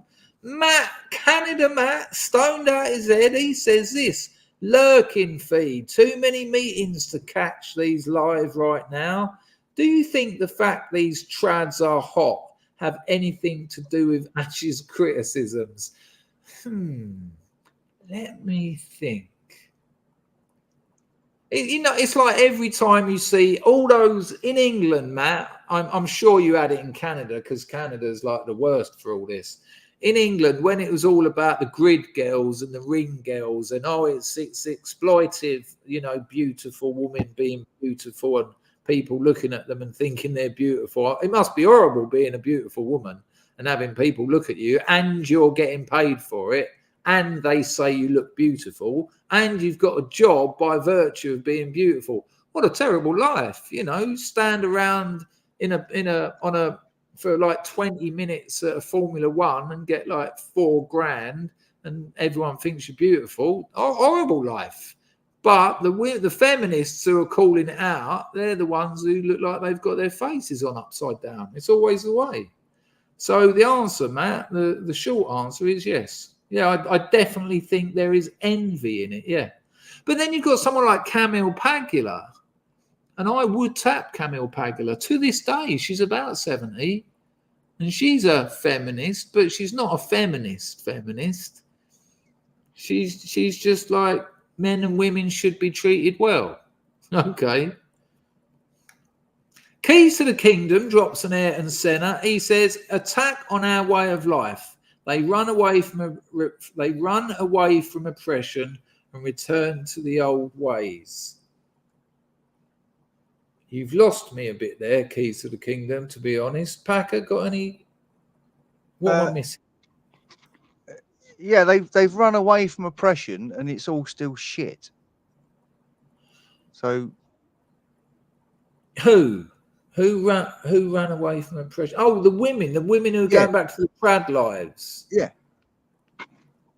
Okay, I'm still a little bit lost. Keys to the Kingdom, I would like to know. What's that, Packer? You mumbling to yourself? 100% to be fair. No, and I want to know. So, Keys to the Kingdom, if you want to just explain that, you know, in a normal comment, I'd like to know. Nice one for the donation. Little Red drops a $5. Hello to the world of scrubs and you, Chris. Oh, I am a scrub, really, but thank you very much, Little Red. I hope you're feeling a bit better. You were a bit sick the other day. Mouse Cat, OG. He drops an Ayrton Senna and he says, one of the main reasons I've stayed with and love my wife so much is because she's so traditional, effeminate, caring, and generous. Traditional roles work for us. She never feels she's done enough, though. Bless her. And she's a lovely woman. I mean, I know that she's a lovely woman. Without her, I haven't had a Christmas for like 4 years.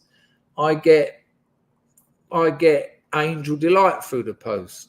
I piss her off in the chat and she thinks I'm ignoring her, and then I say the wrong thing and she apologizes. It's a madness. No, lovely woman, your missus. And there she is, look. Right, Mick, that was lovely. For people who don't know, I just doxed him. For people who don't know, Mouse Cat and his missus are childhood sweethearts. They've been together forever and a day. Like they knew each other when they were literally kids. And they, you know, had a few other sort of, you know, like as you're growing up, a little 3 weeks here and that. And they eventually got together and they've been together for decades. And most of us have seen them together and it's just lovely to see. It's lovely to see the pair of them. No, they're wonderful. Mrs. Mean says, apologies, I mistyped. I was wrong and I am trad. Can't help it. I just love. Here's the 9 bob I owe you. Okay. What did you mistype? I don't know what. Oh, I'm getting so confused now. But thank you. Thank all of you. That was very kind. And just as I was about to finish, there's a ribeye on Anglo. 2 ribeyes for Ayrton Senna Anglo. Lovely. Well, I'll raise your ribeye on you for a cold hard steel on Bally G. But I've got another one I'm going to play before it. We've got double trouble tunage at the end of this stream. Let's have a... I can't do that now. I'll have to do it later. 22H, I'll show your comment at the end, because if I do it now, I have to get rid of... I don't know what I'm doing. Hang on. Where's Ash Sarkar gone? I think I've closed it. No, where is it? We're looking at it. Can you see it? How the hell can you see it and I can't? Feminist Mystique. I don't think it's up anymore. Right, hang on. Well, I can see it. Oh, I found it. I found it. There you go. Right. So, yeah, she was talking about the likes of Simone de Beauvoir's Second Sex, Laura Mulvey, and the Feminine Mystique. And listen, people, I've read them all, and they're all bullshit. And I don't say that. Listen, Luce Rigori, Speculum of the Other, Woman. She's a classic feminist. I've read that. Interesting book. Commodities Amongst Ourselves, Luce Rigori. Interesting book. Frankfurt School, Theodore Adorno, and what's his name? Adorno, and I want to say Heidegger, but I know it wasn't. Heidegger wasn't a Frankfurt School writer, 100%. Oh, what's his name? Anyway, they wrote The Dialectic of Enlightenment, and Walter Benjamin, of course, Jewish Marxist writers, and they wrote some cracking stuff. So I don't throw the baby away with the bathwater, but Simone de Beauvoir, who weirdly had while she was married to Jean-Paul Sartre, had an affair with American Polak, the writer Nelson Algren. And if you like a cracking book about 1940s, late 40s, early 50s America, Nelson Algren, the man with the golden arm. If you've seen the Hollywood film of it, forget about that. Oh, spoiler alert, at the end of the book, the geezer hangs himself. At the end of the movie, he's all right. And he goes, hey, everything's good now. Hey. It's like, what? What? No, you've lied a bit there. Anyway, so my point being, I've read plenty of feminist texts that have got some very interesting and challenging points about them. I'm not just saying women can't write, feminists can't write. No, but this lot, when you get that nexus of Marxist, feminist, embittered and ugly... I really tried. But when you get all that lot together, you get this nonsense. And it isn't to educate. It's to re-educate. Think like this. And destroy nations. That's what it's about. It's about destroying nations. And again, they will kill you. Never forget that. Given the chance, they will kill you. And it's been proven. Middle-class American women who were living the suburban dream of husbands and housewifery were fucking miserable. In the 1950s, the average age of marriage for women was falling, and the number of children they were having was rising. In order to roll back on the relative social autonomy of women in the 1930s and 1940s, post-war American culture had begun to relentlessly... Oh, hang on. So a different period to the period you've just compared it with. Oh, no, nice one. That seems very rigorous. Focus on the idea that fulfillment for middle-class women meant being a housewife. For working-class women, of course, they were just meant to be the middle-class women's nannies, housekeepers, and helpmates. But even with the labour-saving technology of dishwashers... The cringe is just unbearable. Just that little working-class women. Yeah, not only did the Tradwife caricature you've painted treat working-class people like that, but it's the first time you've mentioned class as well. Isn't that strange? Almost as if the social justice movement took the Marxist class idea and just changed it to gender and race. Weird. And if you were to start talking about class too much, you'd expose yourself. No one wants Ash Sarkar to expose herself. Washing machines and the sweat of women poorer than them, still the suburban wives of America were not satisfied. Frieden identified high rates of depression, dissatisfaction, and dependence on barbiturates.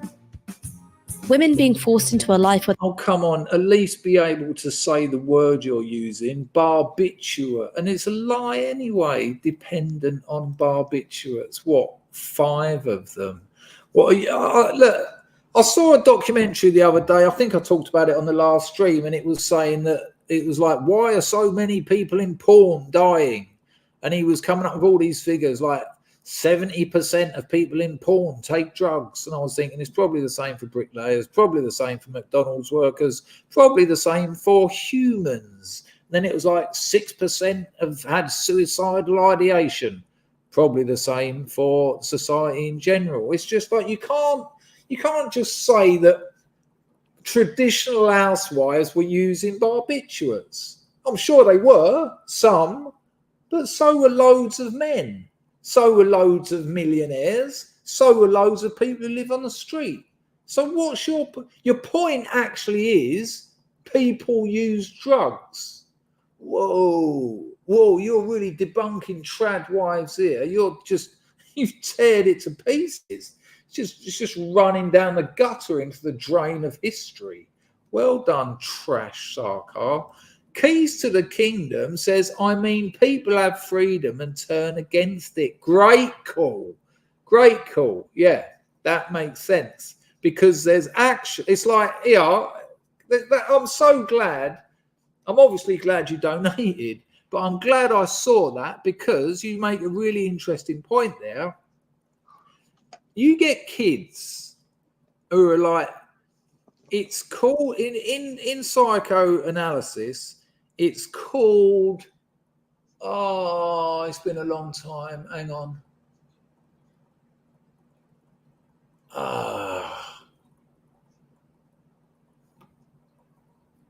Hang on. It's worth it if I get this.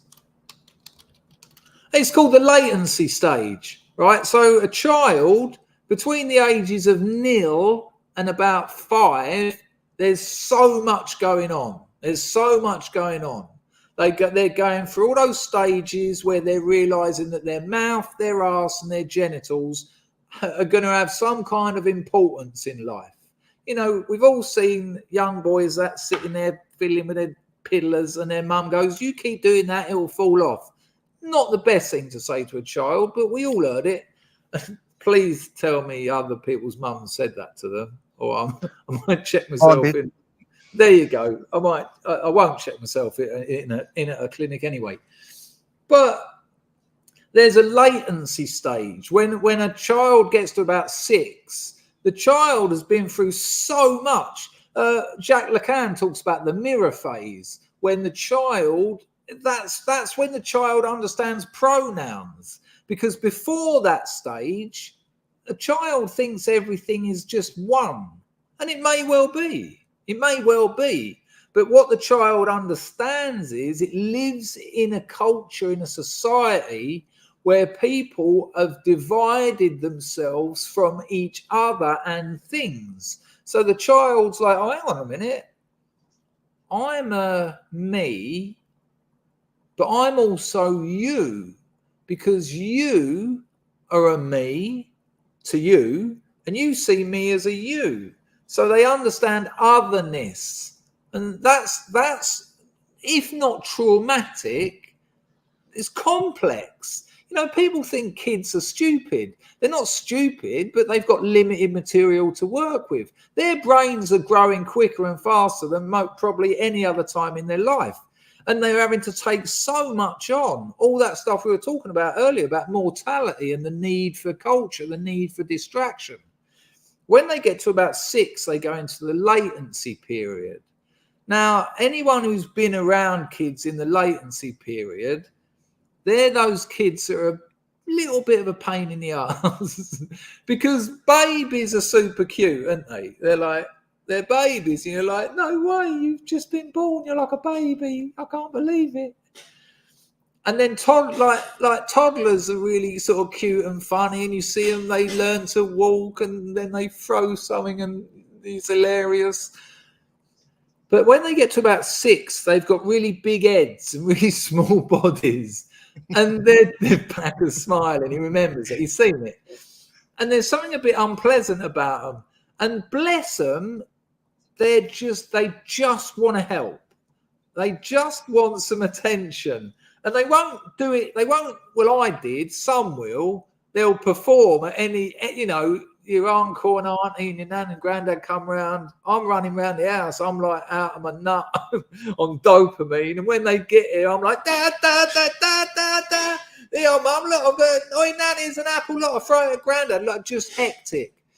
But some kids with their big heads in that latency period, and I went through a latency period where I was like that, and they just sort of come up to you and you're sort of doing something really important and you've got a deadline, and they come up to you and go, "Oh, hello, Chris, what are you doing?"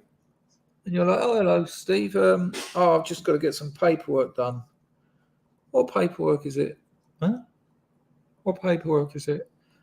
"Well, it's quite kind of hard to explain, but I've just got to get the numbers from what's come in this week and work out how much of that is profit." "What's profit?"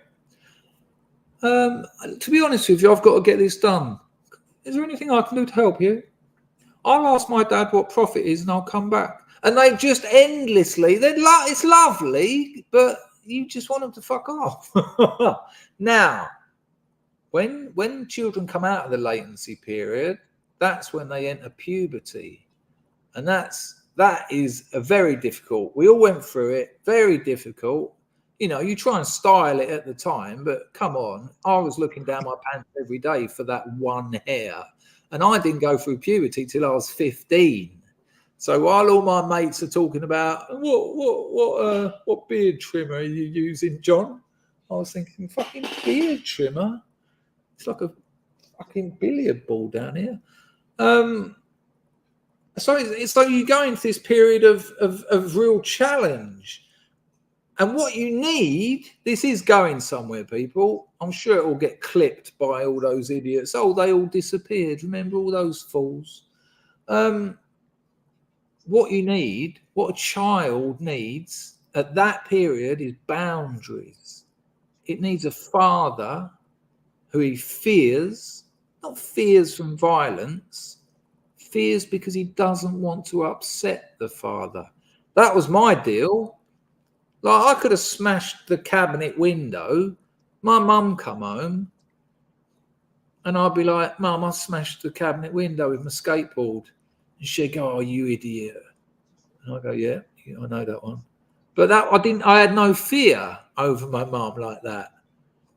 But she'd say to me, "When your dad comes home, he's going to go fucking ballistic."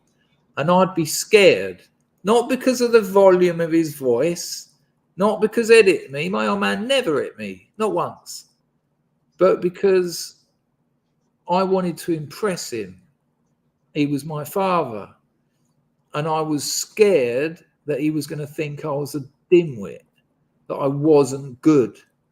And he'd come in and my mum would go, "Go on, do you want to tell him or do I?" And I'd see him and do you want to tell him or shall I? And he'd all be knackered, covered in powder from working down the foundry, stinking of sweat and molten brass. Hang on, steady. And I broke the cabinet window, and he'd go, "Oh, fuck's sake, what, why don't you break fucking everything? It was my pencils last week, it was my fucking," and he'd just walk through the house and name like 4 or 5 things that I'd broken of his. No, I didn't used to sit there and just break them. I was a kid and I didn't know that some things needed looking after. And I was gutted. I was absolutely gutted. And you need those sorts of things, and you need boundaries. I can remember all the kids, not all of them, but a lot of the kids over Temple Hill, which was known as the rough estate. When it got to like 9 o'clock, I had to go home when I was 11. And they'd be like, "No, we're staying out. We're going out drinking. We'll probably go home about 2 o'clock in the morning." They were like 11. And without those kinds of boundaries, you lose any respect for authority. And losing respect for authority is losing respect for all people, because there's a general cultural authority of how you interact with people. I'm not saying that it's a question of respect. You don't, you have to earn my respect. I don't just give it to you. But I do think I will judge you on what you offer me and how we interact. And if as a child you aren't given boundaries, if as a child you aren't told that there are limits to what you can do, as you get older, you tend to spin off course. And inevitably you will. Inevitably you will. And again, these people want that. I talked about it earlier. It's this kind of Bataille. That's it. George Bataille. They want like a Bataillean world of just orgies and no standards.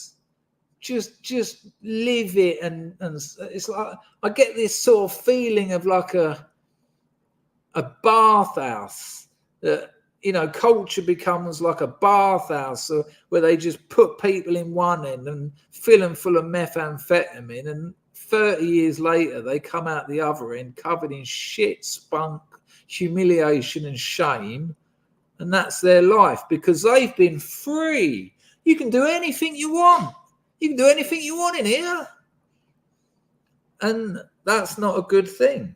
When I interviewed a bloke in the Ukraine, when I went there about 20 years ago, 15 years ago, 15 years ago, I said, so obvious question, do you prefer it now or do you prefer it then? And he said, well, it's not. He said, we haven't actually left communism. He said, because we're free now. We're free to do absolutely nothing. And it was an interesting point. And Keys to the Kingdom, it's a good point. The feminists unleashed women. They took off their binds. They separated them from the grips of the evil family and the hell of raising children. And it only took a couple of generations for them to all be losing their minds. And as Keys to the Kingdom has said, they're all now choosing to go back to it because that freedom has no borders. And when you have no borders, you end up on OnlyFans when you're 24, which is great. I saw a girl on telly the other day. She said, I don't care what anyone thinks about me. This year I'll be earning $500,000 and blah, blah, blah, blah, blah, blah, blah. And you just don't get the impression that she's going to have a very good life. I've got nothing against sex work, but I think I don't see OnlyFans quite as sex work. I see it as internet influencing that's been it's like a Trojan horse sex work. You ask those girls, are you better than a streetwalker?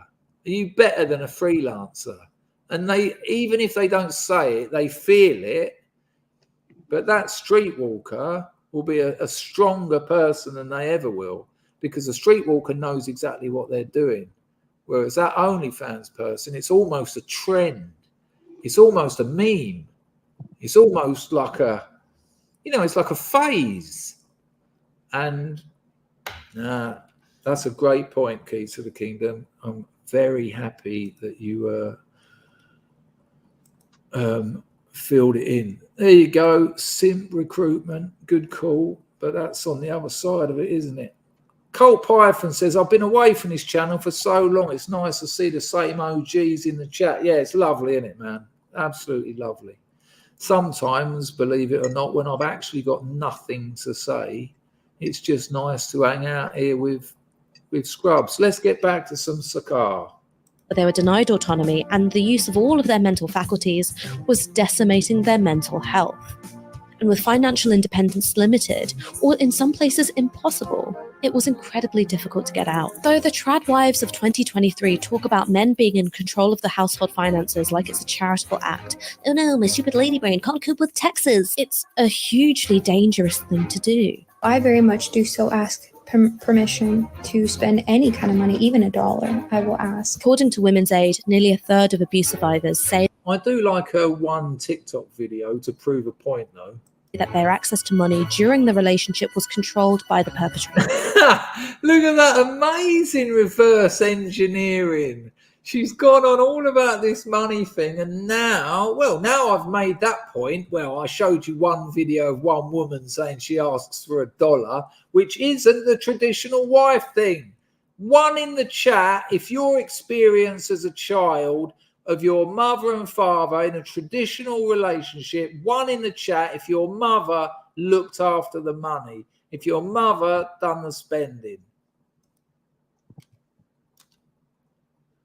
I don't remember my old man buying anything.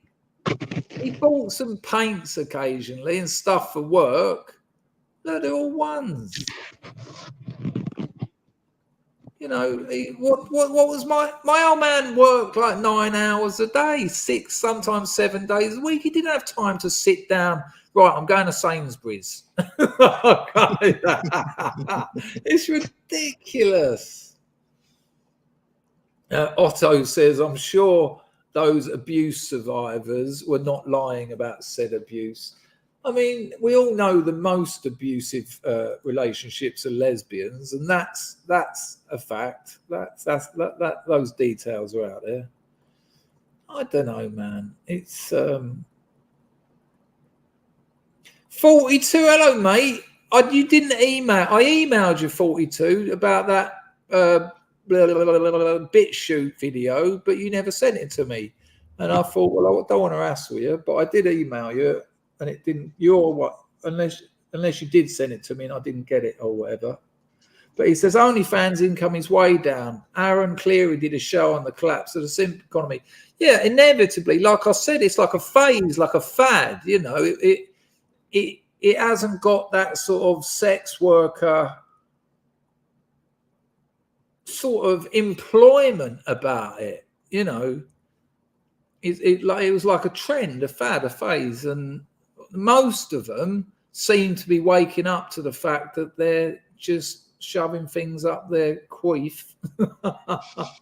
I've never said queef before. Is that a word? Have I said something from a different culture? I don't know. Adrian Tech says, my dad mostly buys CDs. Anyway, let's go back to this insanity from Sarkar.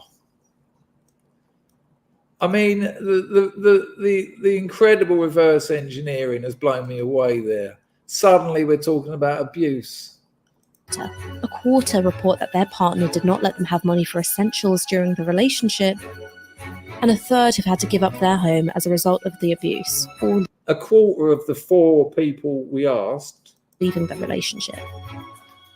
I'm not saying that every relationship where men are in charge of the finances is abusive. Right. Well, how many are you then? Because if you're going to say that, give us some sense of scale. And I haven't seen this video, people, so she might. But if she doesn't, the last 5 minutes that she's been blabbering on about mean nothing. And like I said, it doesn't have to, because it's not journalism, it's activism. She's trying to convince you of something. Not to get married and not have children.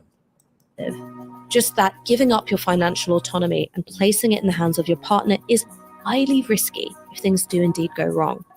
If you've ever spent time on Tradwife TikTok, you'll notice a certain irony that despite rejecting modern womanhood, its advocates love nothing more than appropriating the language of Tradwife TikTok. I mean, she has had the whole of this so-called Tradwife TikTok. Why are we seeing the same 4 birds every time? I mean, if this is such a massive cultural phenomena, surely we'd expect a few different ones. And you know full well she resented putting these beauties up. It's an absolute nonsense. Feminism in order to advance anti-feminist goals. Because men and women are so different, and that is okay. We as women just need to learn that that is okay. Stepping into your feminine side is okay. Being a mother is okay. Once more, this dresses up being explicitly submissive to your husband as an act of individualist liberation. Amazing! Hang on. I mean, this is so dumb. I never expected it to be this dumb. That woman just said it's okay for a woman to be feminine. It's okay for a woman to get married and raise a family. And listen to what Sarkar says about it. This is unbelievable. Being a mother is okay. Once more, this dresses up being explicitly submissive to your husband as an act of individualist liberation. She didn't. What? It doesn't. There's no connection. The only connection between what that clip you just played and what you said is your embittered outlook on a society that you haven't achieved enough to be recognized as much as you feel you need. Did you not get enough attention from daddy? Are you still not getting enough attention from daddy? Because that was 101 bullshit. But the simple truth is that if it were possible for men and women to be socially equal but financially unequal, the Tradwife trend wouldn't be popular with reactionaries and the far right. It's the very fact that it advocates women voluntarily surrendering their autonomy by presenting it as an aspirational lifestyle. Where's this surrendering their autonomy? What? When? What? They're mothers. What, you think the old man writes a list before he goes to bed after working for 9 hours? Right, this is what you're going to do tomorrow. This is Tuesday. Here is your next year. I've written it all out. Not surrendering their autonomy. They're choosing it. They're raising children. What the fuck are you talking about? You're so bitter and lost. Which makes it so... I mean, why have you even got a boyfriend? Why? It makes no sense according to your logic. Why have you? You're surrendering your autonomy. So a white girl can't have him. That's why. Well, it's probably because it's an open relationship. It ain't a relationship. That's what it'll be. So she's not surrendering anything at all. They're all fucking whoever they want. And that is not giving her the things she needs. Like, listen, I fucked thousands of prostitutes and I thought I was doing it because I was free. And as I got to the end of it, I was just thinking, what am I doing? This isn't even fun. You know, I remember I got a brass on once, 1,000 knicker she cost, proper top quality brass, and I massaged her feet. I didn't even want to have sex with her. Well, I did anyway, but at the beginning, I just wanted some intimacy. Do you know what I mean? I wanted to be close to a woman, and that carried on for a while. And you know, I'd sort of ring up a brass and like one I knew, and I'd say, "Have you got an hour later?" And she'd be, "Yeah, you at your same place." And I'd say, "Yeah, but do you want to go out for dinner?" And they'd be like, "Yeah, all right." And I'd just take them out for dinner. And, you know, as men and women, we have some very basic needs, and intimacy is one of them. That's why we do pair for life. Sometimes it doesn't work out. Okay. And especially in a culture where it's promoted to not work out by the likes of this bullshit, by the likes of all the things, all the sort of things that government have done to make marriage not so appealing. Whereas look at Viktor Orban, get married, you can get a mortgage with no interest. You have a kid, you can get a loan for a no interest loan for a car. Have 4 kids, never pay income tax. You know, governments can do these kinds of things. Our government has done the exact opposite. So have all these bastards. And this has been one of the least rigorous attacks I've ever seen. I'm embarrassed. I haven't seen this. I assumed, because she's a communist, that she might have actually read some Marxism somewhere along the way and put out some arguments that we could have dug into. But I don't think we'll even get through this because she's just, there's no arguments. She's lying. She's just shouting at us about nothing. Here's a woman off of TikTok, and that's because getting married is shit. Here's another woman off of TikTok. It's just the far right. What the fuck is going on? Ridiculous. Can it go any lower? I reckon it will, yeah. popular with conservatives, misogynists, white nationalists, and religious fundamentalists. She was not wife material. I had to chop and screw her mind a little bit. I was playing like operation with her brain. Can you see how much fun this couple are having here? Like, does that woman who Ash Sarkar is using this as an example because the bloke said she wasn't wife material. He said, I had to screw a bit and chop a bit of her brain. She's cracking up, the woman, because they're having a laugh, because they're close, because they're a couple. And Sarkar's using this as an example. And she just said white nationalists. I mean, I've seen whiter nationalists than a black bloke and an Asian woman, in fairness. But, I mean, this is so low.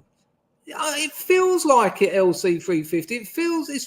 This is just jokes at this stage.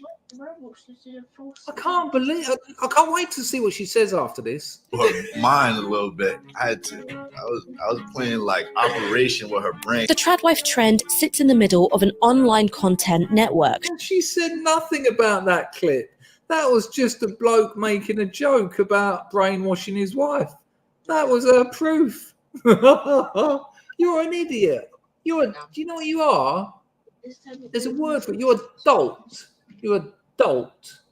Drawing together different subcultures, movements, and interests. Its focus on homemaking connects to other lifestyle content like recipes, interior decor, skincare, soft life, and homesteading. Oh my God, homesteading, interior decor, eating, house building. I mean, this is just, what kind of hell on earth is she talking about here? The horror. But, the horror.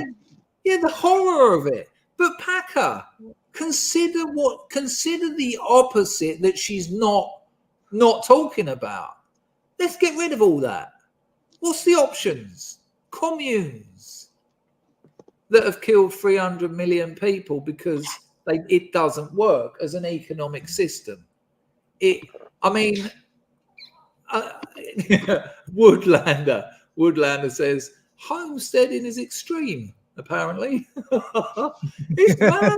It's an absolute madness. Oh, hello, James. James says she can't find a white guy to say what she wants to hear. That's why she had to suffer with a black man and an Asian woman after saying Christian white nationalists. I can't believe she didn't AI some pillowcases over their heads. I'm blown away, people, at how ridiculous this is. We'll have a little bit more, though. I know there's some super chats come in that I haven't dealt with. I will do. Don't worry. The one good thing I've got out of this whole video is that Salt with the blonde hair. I'm going to go and follow her on TikTok afterwards. And when I say follow, I mean rapidly move my penis up and down for about 6 minutes. Continue, Sarkar. Which is like farming but made aesthetic. Its interest in marriage and relationships, obviously, links to dating, psychology, and self-help. And its rigid belief in fixed gender roles, its rejection of feminism and liberal, left-wing, or progressive values, and its emphasis on Christianity means that it has lent a feminine veneer to conservative, far-right, and white nationalist ideology. Yeah, but so it's okay for you to have a political position. You've got yours. You said it on telly. You said you're a communist. You're a communist. You've got the blood of 300 million deaths on your hands. And other people, they've got their political positions. They might be far right, whatever that means. They might be Christians. Oh my God. I mean, they're terrible, aren't they? Who wants Christians moving in next door? Fucking hell. Having children all my life. And, it's that people are anti-feminist. They might be wrong. They might be. But you are allowed to oppose what you think, Ash Sarkar. People in the world are allowed to have different thoughts to you. I know you'd rather load up your AK-47 and just drop them. But, you know, people are allowed to disagree with you. Do you know why? Because you're not right. And as Christopher Hitchens once said about religious people, even wrong. That's how dumb you are. You're not even wrong. This is a nothing. This is a facade. You're dropping in all the same old commie buzzwords and autonomy and this and fucking this, but there's nothing actually substantial here. Ash Sarkar debunks Tradwives. In 7.5 minutes, you've said, I don't like it. One thing that comes up again and again is this idea of women submitting to their husbands as a form of submission to God. Wives, respect your husbands. It's biblical. It's in the Bible. You treat your husband as the head of the household and obey him. It's a sacrifice, but it is a sacrifice well worth it. And this is meant to be that's a sacrifice that's so well worth it. So well worth it. Well, just check that out again to make sure. It is a sacrifice well worth it. It's a sacrifice when a man goes to work for 9 hours a day. And this is meant to be a reciprocal relationship. You, as a woman, don't have to feel degraded by submitting to your husband, because the premise is that his religious beliefs stop him from behaving badly. You want your wife to follow you? Be a man and follow Jesus and give her a reason to. If only we had any history of Yeah, but if you're Christians, I mean, no, you're not talking about Islam at all here, because they're quite traditional when it comes to wives, or is that you just no, okay. Religious men wielding their power to abuse those. And when you don't talk about Islam, when you keep banging on about women submitting to their man and submitting to God, and you don't mention Islam, that tells me that this is just anti-white propaganda. Now, you might surprise me, but I'm not going to hold my breath. It's more vulnerable than them.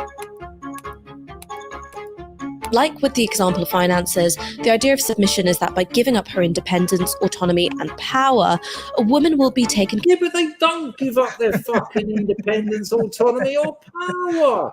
Where are you getting that from? They have their own social lives. They're not chained to the fucking kitchen sink. You know, they do things that you have got. Sarkar, you have got such a low view of women. You think there are millions of wives everywhere who just sit at home, look after the house, put the food on the table for the husband, and stand there like a maid waiting to be fucked afterwards. You're off your head. That's your opinion of women. What you got to remember, Chris, is that all these women, all they get out of this, these traditional wives, all they get is financial security, a lovely home, and a family. I mean, no, nothing really, nothing. No. You can get that down Sainsbury's for $5.99 a month. You put it in, and you know exactly. You know, she hasn't mentioned any of that because she doesn't want that, because that supports a system that she despises, and she despises it. And I've got to say this: communism is made up of people, and this is my experience of the Revolutionary Communist Party of Great Britain. I used to go to their meetings. Most of the people there, they love it because it allows them to blame the world for their failures. When you're a communist, you're not allowed to enjoy culture. You know, when like Nirvana was happening, all the commies, they wouldn't, you know, they loved it, but they couldn't say that because it's, you know, it's the music industry. Now, that's not to say I haven't got problems with the culture industry, but they're not to do with traditional wives. You know, it's just the reason they get so vehement about it is because communism allows them to blame the system. This, what, as Devon Tracy often says, the systemic system of systemic systems. You know, they can blame it for everything. The reason they're not successful, the reason they haven't achieved this, the reason they're always unhappy. Well, who wouldn't be? Look at the hideous capitalist world, which isn't capitalist, by the way, it's corporatist, that's been fed and pushed forward by the likes of this prick. It's so cheap and it's so transparent, the transparency of evil. Care of by a good and godly man. She serves him, he serves Christ, but only one person is scrubbing. And I have to find pictures from at least 70 years ago to prove my point. Out the toilet. But the influence of fundamentalist religion extends far beyond whatever private arrangements a couple may have. Oh, go on, Islam, Judaism, is that where you're going? As part of a household. Tradwife culture is dominated by aggressively anti-abortion, anti-birth control, and anti-sex. Oh my God, this gets worse. They don't like killing kids. What the fuck is wrong with these people? We should be killing more children. I mean, marriage, families, happiness, love, intimacy. But no, you want to kill more kids. Fucking hell. Views. Using the language and aesthetics of wellness influencers, Tradwife religious and conservative advocates have taken to TikTok in order to push disinformation about birth control. I like the way that there's this sort of unspoken assumption that there are no left-wing women who are married and have got a family. That just never happens. Bullshit. I bet nearly all of them are. It's only these hardline losers like Ash Sarkar that are still banging on about this. Get divorced. You're pregnant, kill it. This can range from falsely calling the pill a carcinogenic to hyping out the rhythm or pull-out methods on social media. Just to be clear, these are less forms of contraception than they are playing pregnancy roulette. All in black. As well as celebrating the overturn of Roe. Oh my God, people might start having babies. Roe versus Wade. Some tradwives have allied themselves with the conservative right by taking aggressively transphobic stances, contrasting trans, queer, and even just feminist women. Well, hang on. I need some air and water. Packer, we're talking about trans now. Apparently, getting married and having kids is transphobic. Right. Can you find the link there? What's the link there? Are trans people not allowed to get married? I don't know. Why? Well, I don't. There won't be anything, mate. There'll be no rigorous, thought out link. She'll just sort of smear over it and end up. Well, let's see how. This is just bizarre now. This is just nonsense. Here we go. To their authentic, natural, and politically reactionary model of femininity. There's a conspiratorial edge to some of the big tradwife social media accounts. Was that it? Did she literally just say for 20 seconds that they don't like that they're transphobic? I suppose it is traditional if you're a woman to not have a penis, so there is some link there. Yeah. From pushing anti-vax and anti-mask content to now you're not allowed to question the coof. What? Just get it all in there. Get it all in. I've got a funny feeling their tradwives are going to be everything she hates. Yeah, that's all it's been. I mean, really, we should be betting now whether... Hello, Ultra Mega Essex Boy. In a minute, I can't believe she hasn't managed to shoo all Nazis in yet. It's got to be coming. I'm going for stub your toe on something on the way to the toilet in the middle of the night. All right, mate, you do that.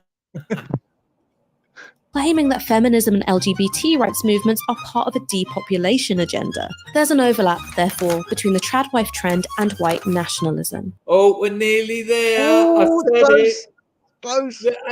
We got from traditional wives to an organisation that's got about 10 people left in the whole world. I mean, amazing. Look at the black and white photo. Not got anything more recent? No. Joe Biden's only got 10 eulogies left to give then, has he? This overlap can be implicit, subtle, and unconscious, taking place through aesthetics. Oh, so they don't even know they're the Ku Klux Klan. Maybe because they're not. This might be using another. Look at all these pictures from the 50s. It's incredible. Adverts of nuclear families from the 1950s to stand in for the universal ideal marriage, or contrasting 74 years ago. The ideal tradwife to the stereotypical boss bitch, who's always associated with hip-hop culture and almost always black. This reinforces the idea that the ideal, most elegant, and most desirable model of femininity is white European. Yeah, but there's been plenty of surveys where that tends to be the case. And I know that probably makes you a bit bitter, but the world is hierarchical. Small men haven't lucked out, and that's a shame. Men with small willies haven't lucked out. Ugly women haven't lucked out, as you've obviously found out. But what is she now? Hang on. How dare she talk about traditional wives being mainly white when we've got a culture like Islam that is about a zillion times more traditional with their wives, and they don't even get a mention in this video? And that's why she's called it, that's why she keeps saying trad wives, because it allows her to not talk about traditional wives. But she wants you to get the two confused, and then you can put the one confusion on top of the actual. It's almost like a second order simulation. And women of color are less feminine, more aggressive, and more in need of civilizing. But you said it, not me. I didn't say that. But they're also more traditional. If you go to places like India, Pakistan, or any of the Islamic countries that you keep avoiding, and Africa too, strangely enough. But just tread carefully, because you're after your votes. Connections can also be more explicit. One mumfluencer called Wife with a Purpose issued a white baby challenge, calling on women to have as many white babies as possible. This is an idea central to neo-Nazism. Its adherents justify. I believe it. Oh, God. I believe it. Hang on a minute. Having more white babies is an idea central to Nazism. It may well be. It may well be. I don't know. But, Hitler liked dogs. Do you know what I mean? It's the same thing. It's been quite central to white people since white people existed.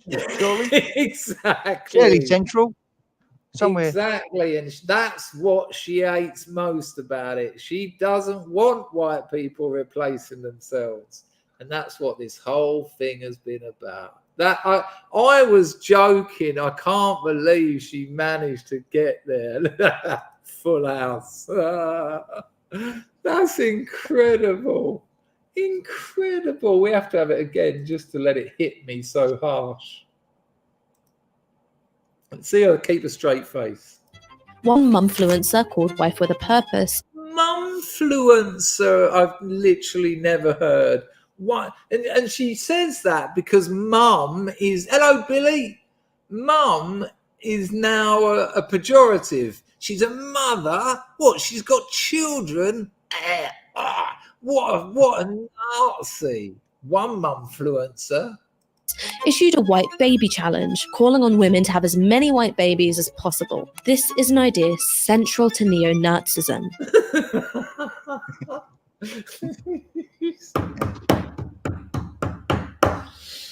its adherents justify their violent and hateful ideologies by talking about the need to secure a future for white children and making sure that the beauty of the white Aryan woman, their words, does not perish. Whose? When you say their words, what mumfluencers say that?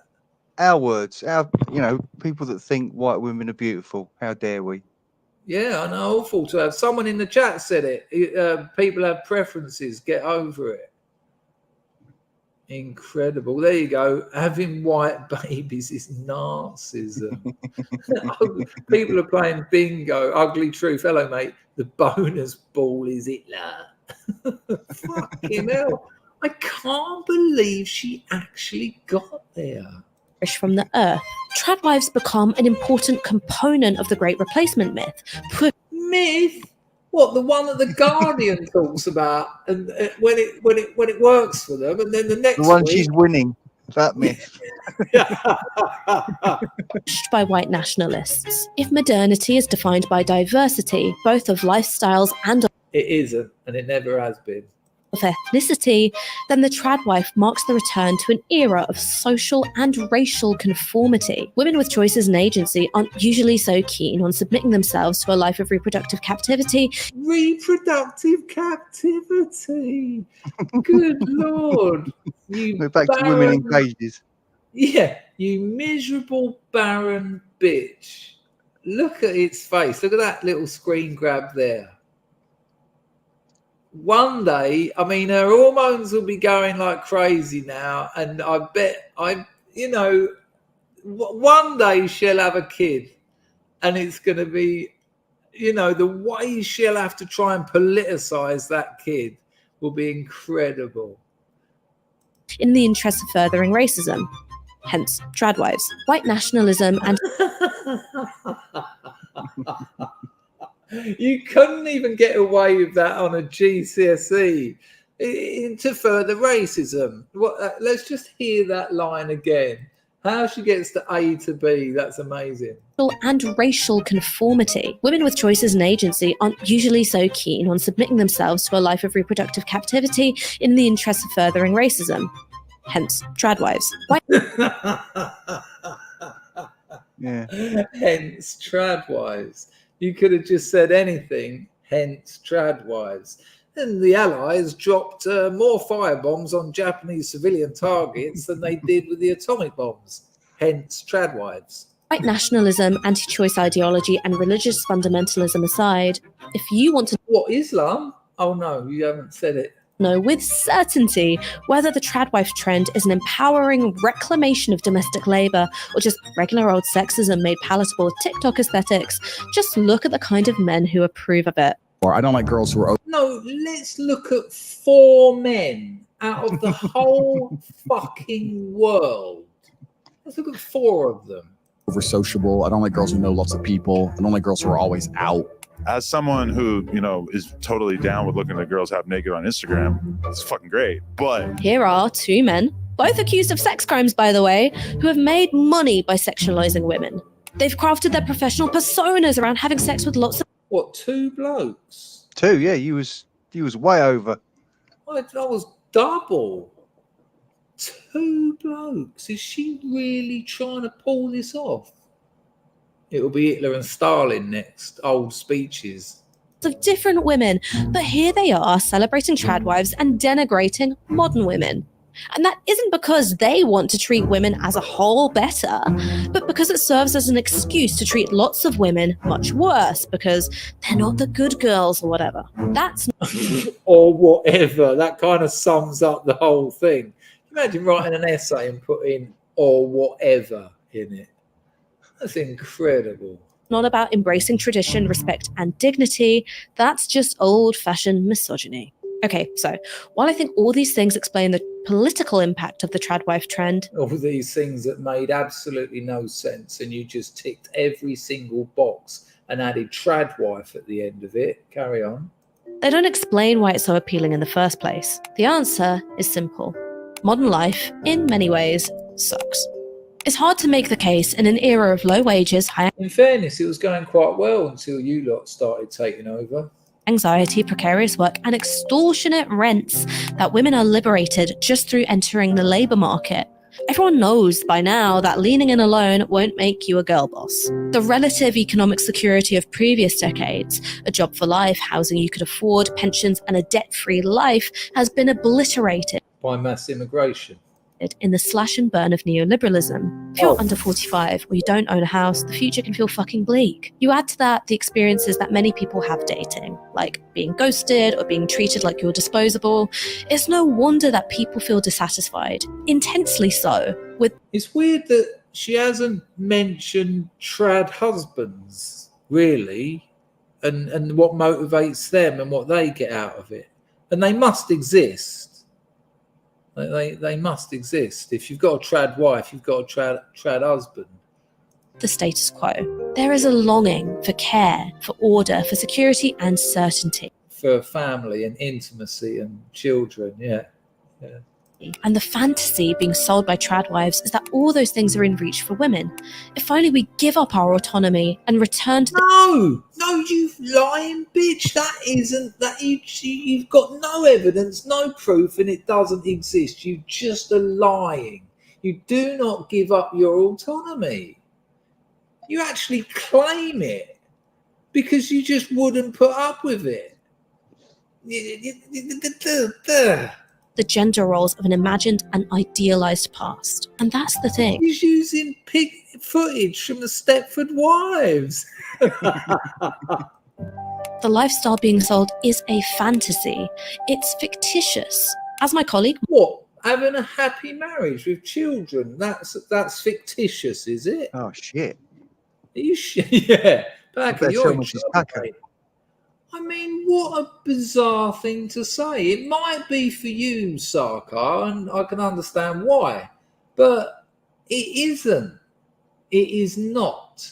And that's why you're making this video, because you know it's becoming increasingly popular because the feminist lie that has made women more miserable than they've ever been is going in reverse now. That's why you made this video. That's what all this is about. You've had no arguments. You've just demonized marriage and childbirth, especially exclusively among white people.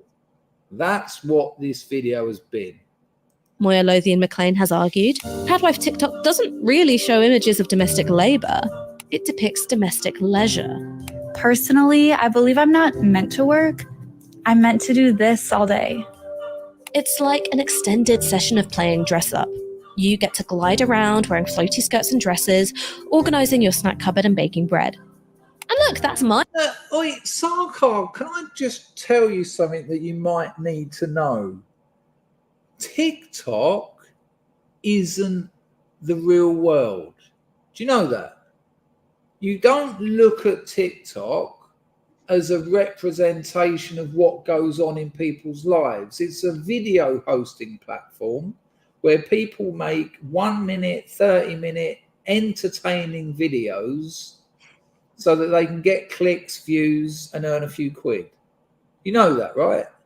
So basing your whole analysis of contemporary culture on a handful of videos, well, you're thicker than I thought. And believe me, that took some doing. My idea of a nice day too. Who doesn't like an opportunity to feel gorgeous and eat nice things? This idealized portrayal of domestic labor chimes with a wider social... Domestic labor, it's such a feminist phrase from the 70s. Domestic labor. I mean, I haven't got a problem with the phrase. It's just, what does it mean? Packer, what does it mean? Housework. There you go.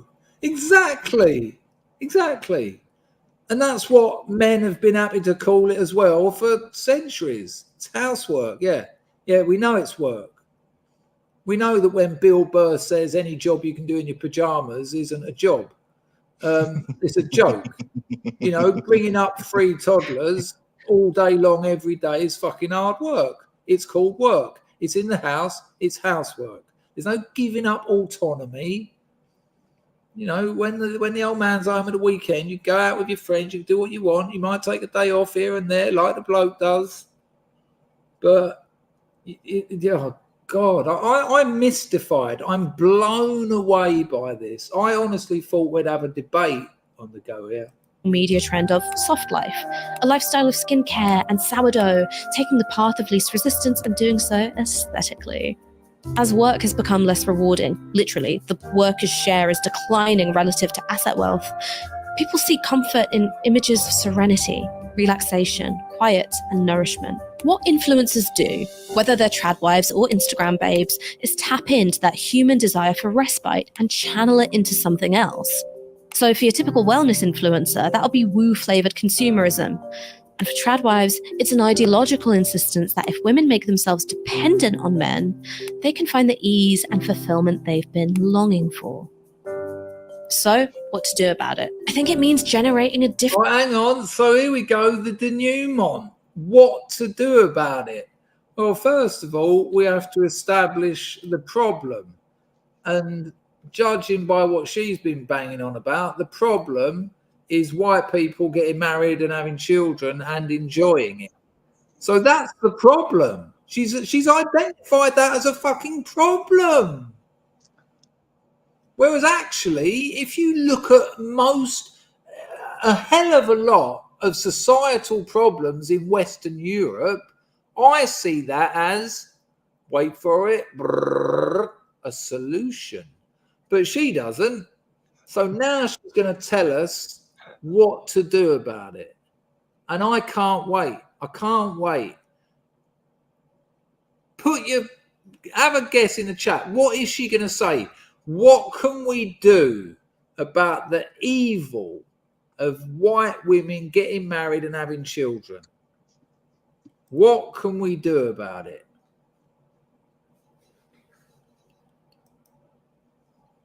Yes. Yes, it is. It is a very racist video.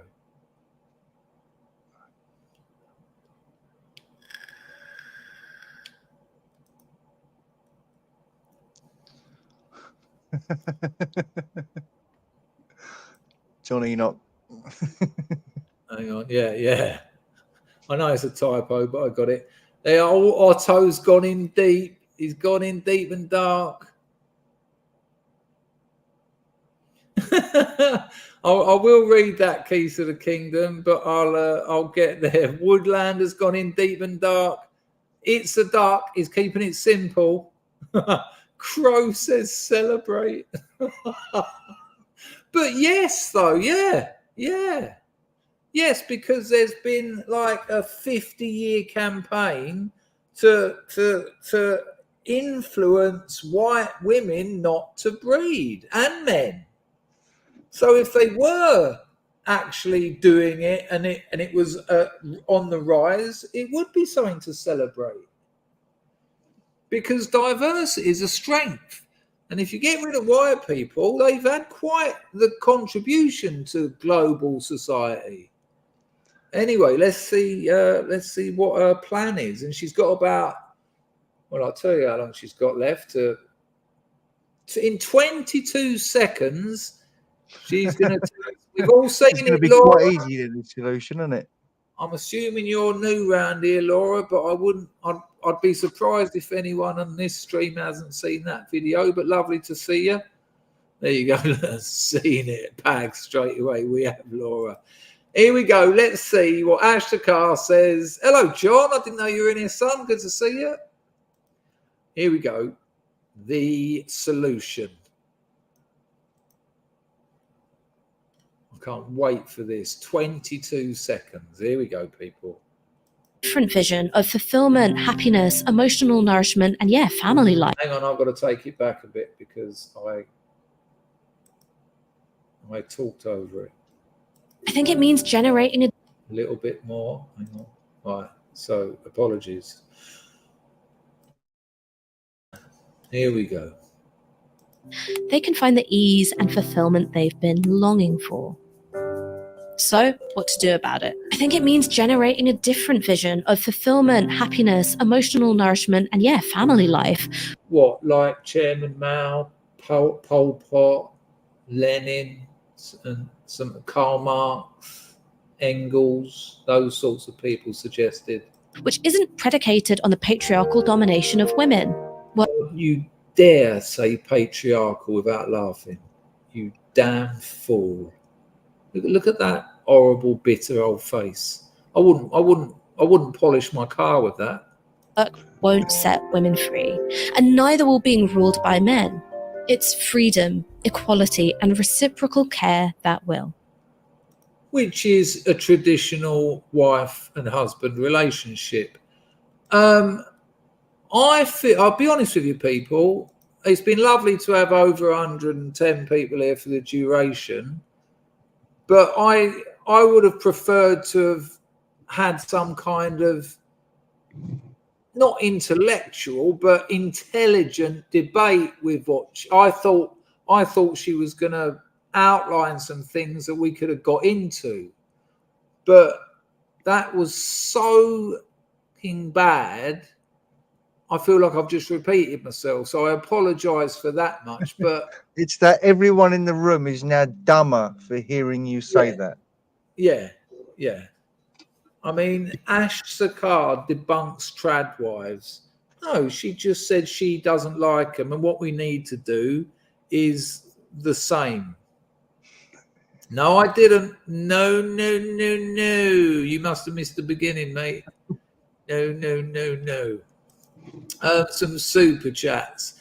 Thank you for that one, Anglo. We done that one. Keys to the Kingdom, sorted that one out. I'll just refresh entropy on the off chance. Hello, Rollo. Rollo, have I still got an email to reply to you? I'm sure I have. Rollo says, wife's grandma, one of 7, didn't get sent to Siberia. The others did. The Anglosphere simply cannot comprehend the brutality of the Soviet Union. Right, hang on. Wife's grandma. So the wife's grandma, one of 7, didn't go to Siberia. The others did. Yeah. I get it. You know, this is what was... Rollo, thanks for the donation. And I'll come back to that. I'll get through these. Anglo-Saxon says, you actually think what she believes what she's saying, Chris? No, I don't. I think she believes that she's promoting communism, and she believes that communism will be better. I think she believes that, which is even worse because you've only got to have a look at, just scratch the surface of the history of global communism, and it's an absolute mess. I started talking about it earlier, but I didn't finish as usual. But when they say to you, yeah, but it hasn't worked, that wasn't real communism, the real Scotsman fallacy, because you need other countries helping out, and then you say to them, yeah, but wasn't it J.P. Morgan, American capitalists, who funded the Soviet Revolution? And they did. Why? Because they wanted to destabilize the Soviet Union. So they funded a communist revolution. That's not a joke. That's true. If it weren't J.P. Morgan, it was the other lot that I often confuse them with. But I think it was J.P. Morgan. No, they funded the Russian Revolution. And there's this there's this story told that no, you need everyone. If they were helped by other countries rather than sanctions. No, yeah, go on, buy some more weapons. No, you crack on, you'll be all right. Turned out nice for America, didn't it? So Anglo, no, she doesn't believe any, because there was nothing to believe in that. It wasn't, if you're going to put an argument together, yes, you can sort of play with the rules a little bit, but it's hypothesis, synthesis. Oh, God. Hypothesis, synthesis. Oh, not synthesis. Hypothesis, thesis, synthesis, conclusion. The important bit is synthesis. So your hypothesis is Tradwives are bad. And then your thesis is because, and then when you synthesize, that's when you take the bad arguments, take the good arguments, synthesize them together dialectically to resolve the contradictions and get a new thought. And that's your conclusion. But there was none of that there. That wasn't an essay form. That wasn't that was, here's some women who reckon it's good. It ain't good. Here's some women who reckon it's good. They're like Nazis. Here's some women who reckon it's good. Andrew Tate likes them. Here's some women who reckon it's good. It ain't good. What we need to do is make women enjoy their lives, which would be better, which they're doing, but, you know, they're white. What a tosser.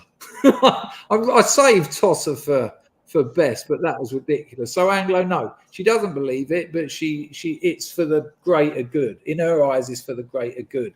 Because when everyone's living in communes, burning all their fucking pots and pans and woks to make metal like they did in Mao's China, which was all thrown in the fucking river because it was useless, because weirdly uneducated farmers couldn't make steel. That's a true story. Chairman Mao sent someone round to all the communes. He looked at England, he saw all the steel they were building and exporting and building massive bridges, and he was like, oh, we need to get on that. And the farmers were making kilns. Listen to this. Some of the kilns were made out of horse shit, cow shit, and human hair. Yeah. These were kilns to forge steel. And they were falling apart. So they chopped all the hair off the kids and just sort of stuck it in there. A bit like wattle and daub, but to make steel.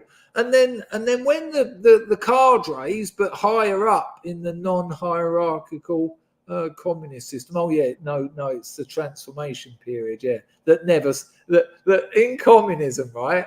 What happens is there's a revolution. The leaders of the revolution, well, you can't have leaders because it's communism. So that's seen as a transformation period. Transition period.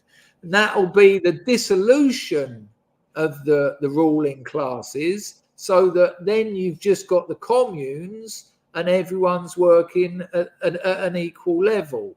And you can't raise everyone to the top. You take everyone down to the lowest common denominator. Great. He likes the party. And they were making their kilns out of dog shit, of horse shit and hair. And they collected it. They didn't. These people were starving. And not only were they starving, the party went round and collected up all this useless steel. They ticked them off. Yeah, well done. You've produced like 4 ounces of steel. Well done. And they drove it all back to Beijing, chucked it all in the river because it was useless.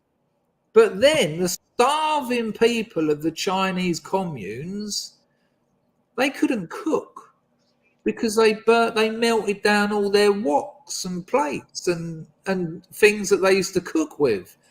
And so they were like, oh, that's a bit of a problem. Oh, that's all right. We can just eat off of banana leaves or something. Yeah, okay, we better cut what's left of the corn down. Got a scythe? No, we melted it down for the steel. So you got no tools left? No. And millions of people starved to death. While millions of people starved to death, Chairman Mao's Red Army, which was made up of students, they went round beating people up that were supporting anything old. It was called the Four Olds. Guess what they done? They threw statues in rivers. They pulled down statues. Sound familiar, doesn't it? Students pulling down statues. Yeah, Chairman Mao gave them all a little red book. Yeah, I'll read this and do this. The Four Olds. Another good one of Chairman Mao's was the Four Pests. Right?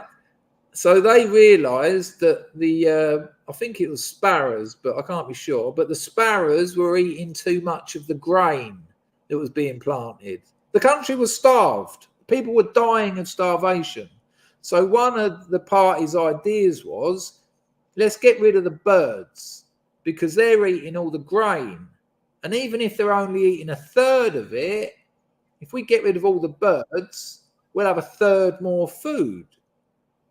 Kind of makes sense.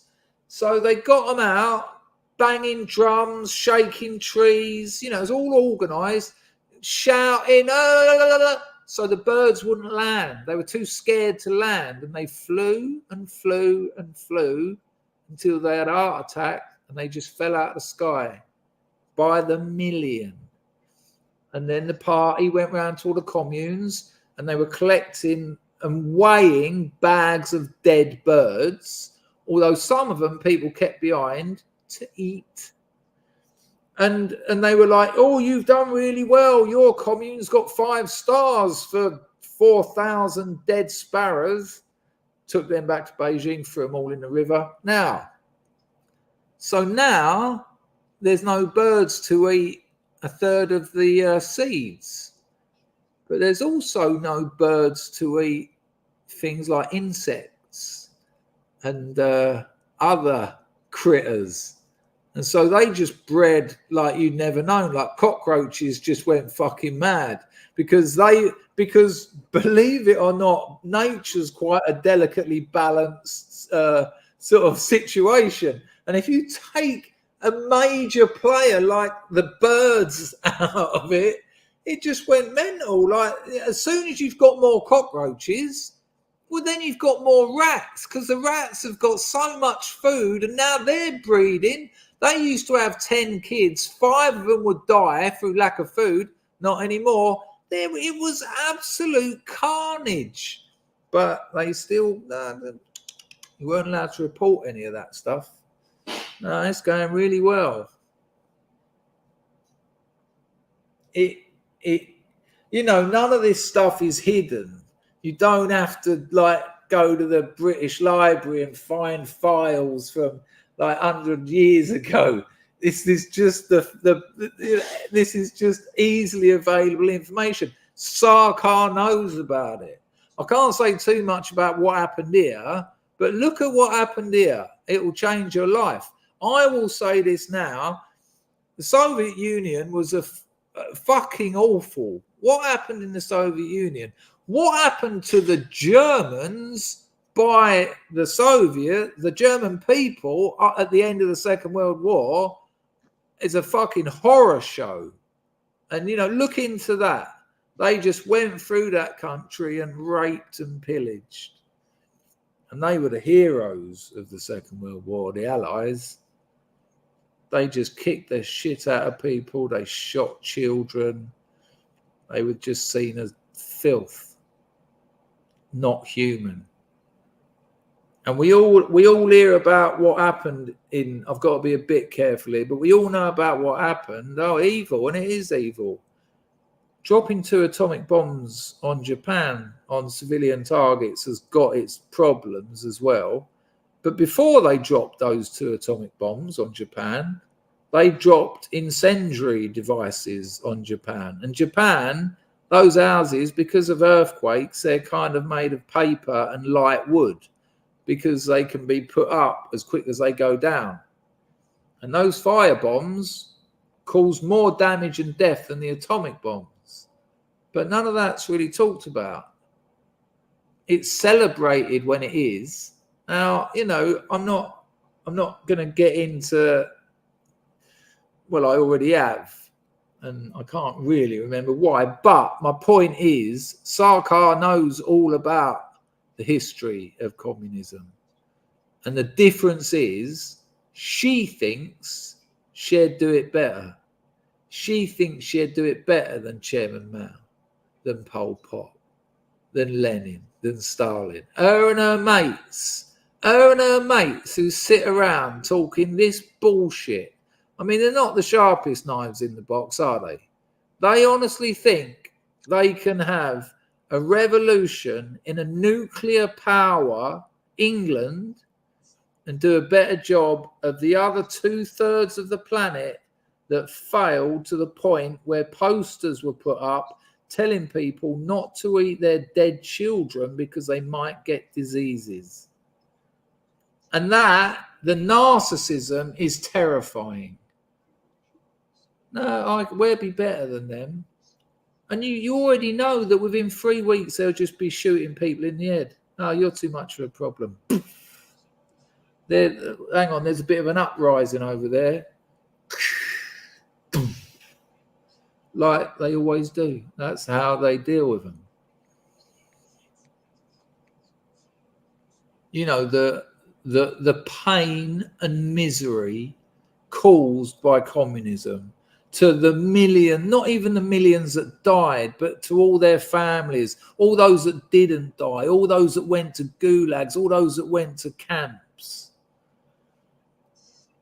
And you get these people still promoting it. Navarra Media, that's that channel. It's a communist YouTube channel. It's BreadTube. How dare they? How fucking dare they? I know there's a couple more super chats. I'm just going to rack up a couple of tunages. Have you enjoyed tonight's stream, Picard? I have, but like you say, her arguments were a bit disappointing, but it was quite funny. Yeah, it kind of turned from a sort of what could have been an interesting sort of, you know, conversation or reaction, should I say. But it just, you know, you argue with idiots, you become an idiot. And I'm stuck with what she had to say. Packer, if you see good comments, tell me and I'll put them on the screen, because I often see you giggling and I know it ain't what I just said. No, that was on that occasion. It was, but yeah, sometimes I follow conversations in the chat as well. I'm like, if I suddenly if you see a good one, just interrupt me, because that's what that's lovely, isn't it? You know what, Woodlander? I noticed his smile just at the end. It was just before you put that comment up, wasn't it? Well, obviously, but I did notice it as well. It was someone earlier said something like, "Good stream, Packer. You should have Chris on again." That's happened like last 2 or 3 times, yeah. Nyanthos is on the phone. Hello, mate. Otto wants to know if I've got a spare room. I'll tell you what, Otto, you can get a place out here with a bedroom, a front room, a balcony, a little kitchen. I mean little, but if it's just you, and also it's cheaper to eat out here. It's cheaper to go out and eat, which is strange, but it's because they've got communities. That is why. Because all the restaurants, all the little Cambodian restaurants know that people want to meet their people. And so every night they all fill out. But you'll be able to get a night, not a bed sit, a front room, a bedroom, a kitchen and a shower, just out of town by about 3 minutes on a scooter for about £80 a month. Ain't bad, is it? And I'll tell you what, I'd rather pay £80 than live with me. And then if you sort your eating out, you can eat for £5 a day. And I'll tell you what, I love England, but it's gone. It's gone. My England's gone. Dartford's not there anymore. I can never take my girlfriend and show her where I grew up. Maybe it'll change, but it'll be generational, and I'll probably be long dead by then. But out here, the simple act of having communities and breeding at well beyond replacement rates has made it a lovely place to live. And I say this, I'm a second-class citizen out here, thankfully, because if I wasn't, hello, mate, if I wasn't a second-class citizen out here, that would be the start of the end. I've just got to get some sweat off my glasses. I've been pushing them up my nose longer than I've been looking through them. Oh, that didn't work at all. So, yeah. Otto, ask anyone who's popped out here. I've had about 20 scrubs out here. Good Lord, it's 3:30 in the morning. That went fast. 3 hours we've done, Packer. Good Lord. But ask anyone who's been out there. Cheeky bastard. Good stream, about time. I have to put up with some very nasty jibes. Neil wants to know what juice I vape. Limoon. It's lemon and mint. It's all I vape all the time. I've been on it for 5 years. No nicotine. Weird, huh? Yes, John. It's funny and very tragic that idiots like Sarkar think like this. It just terrifies me that they think they'll do a better job. They'll do a worse job. Anglo-Saxon, there you go. Great stream, Packer. Have Chris on again. There it is. You've been very kind and very generous, Anglo. Keys to the kingdom. Mum gave us jam butters and put us in the yard to play. Very decadent. There you go. Oh, fucking hell. All that domestic labour your mother was going through. Her autonomy was just gone. I'm surprised she could get as far as the yard on that bit of elastic that was tied to the sofa. Like, nice one, Keys to the Kingdom. Anglo again. Don't their lot have multiple wives? Yeah. I used to live in Soho. I had Muslims live either side of me. Nice fellas as well. Biko, John on one side, and the other fella was called No Fool. No Fool, poor bastard. But they were well not into the amount of Muslim immigration in England. It was hilarious. But No Fool said to me something interesting. He said, do you know why Muslim men have so many wives?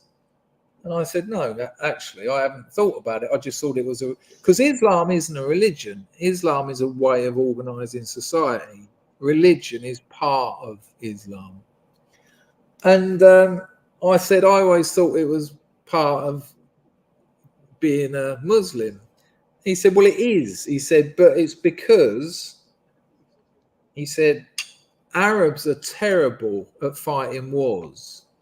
And he said, and you can go and there's essays on this. You know, there's essays by Muslim scholars on it. Why are we so bad at fighting wars? And, you know, there's exceptions.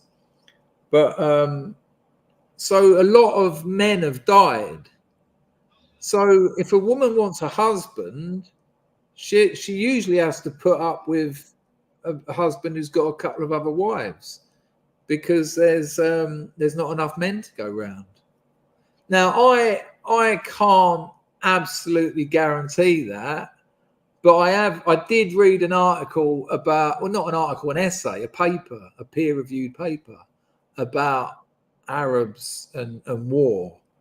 And Woodlander put so they can find one in a good mood when they get home from work. If you've got like 8 wives, you've got a better chance of finding one that's happy to see you. There you go. I like your angle. I remember there was a wicked documentary. It was cameras on the front line in Afghanistan with the British troops, and I'd never seen anything like it. It was one of those first ever where we're on the front line taking live fire, right? So he's got his bulletproof vest on, he's got his hat on, he's absolutely terrified. The sound man's terrified. They didn't expect war to be war. But there was this one bit where the geezer put a 1 in the chat. I know there's a couple more super chats, but I just want to know if anyone saw it. Put a 1 in the chat if you saw this. There's one bit where he's talking to like the colonel, or I don't know what his rank was, but it was a high ranking sort of British troop. And the cameraman said, so what's happening now? He said, it seemed like there was a lot of fire backwards and forwards then, but it's just stopped now. And it's been like that for about an hour. And he said, yeah, that's what they tend to do. Not having vehicles, they have to bring their guns and ammunition and that in on donkeys or whatever. So they'll fight for an hour or so, go back, load up again and come back.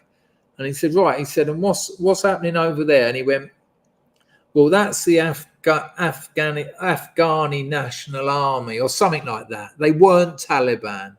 And he said, and we've trained them. And part of our job here is to train them so that when we finally leave, they can take over and, keep the situation that we've created here as it is, which was meant to be, obviously, the eradication of the Taliban. And then he said, but what are they doing now? And he went, they're smoking marijuana and opium. And he went, what? He said, yeah. He said, it is a problem, but it is traditional. He said they will 2 or 3 times a day sit around smoking opium and cannabis. He said they think it gives them the warrior, you know. And it was like, wow. Can you imagine going into war with fucking hell? Right, you ready? And this bloke going, what the fuck you say to me? Another one bites the dust. Yeah, it was, no one else saw that. Or maybe, yeah, it was crazy. But, you know, I'm sure I know for a fact that plenty of those British soldiers are on the piss out there. You know, they get there, it's their first tour. They didn't realise it was going to be as on top as that. And after a few days of that, someone offers you half a bottle of scotch. I'm sure you fucking take it. Well, there's rumour, isn't there? I've heard the rumour, Nick, but I don't know if it's true. But someone said that hashish and assassin has got the same etymology. I've never looked it up. But, you know, just tell them hobnobs are in the enemy camp. Maybe for the stoners, but just tell the opium people there's heroin in the camps. There you go. Right, I've got 2 tunes. Let's get some Oh, no, I've got some more super chats here. I will refresh entropy. If anyone's donated to entropy, let me know because I want to know if it's not working. So, yeah, that was the one we got to. Yeah, so if you want to look into that, Anglo, that's what a Muslim told me, a practicing Muslim. He said there's not enough men to go round. You know, it's like in China now. In China, they done their one-child policy, didn't they? Because their population was just blowing up. And people didn't want women. Because they thought in that society, they thought that it was going to be, well, unless we marry them off. So they would just kill them and dump them. And so now there's not enough women there's just loads of men in China. There's a fucking lot of them in Cambodia as well, sniffing around up Street 136. You say to the working girls, you go, what do you make of the Chinese? They go, can't feel it. Can't feel it. Pags drops a 10 spot. Tap more like hose down. Tap, comma, more like hose down. Is that what he means? I think so. Don't know who he's referring to. Probably Ash. Yeah, it's got to be hose down. When they used to take people off the street, thank you, Pags.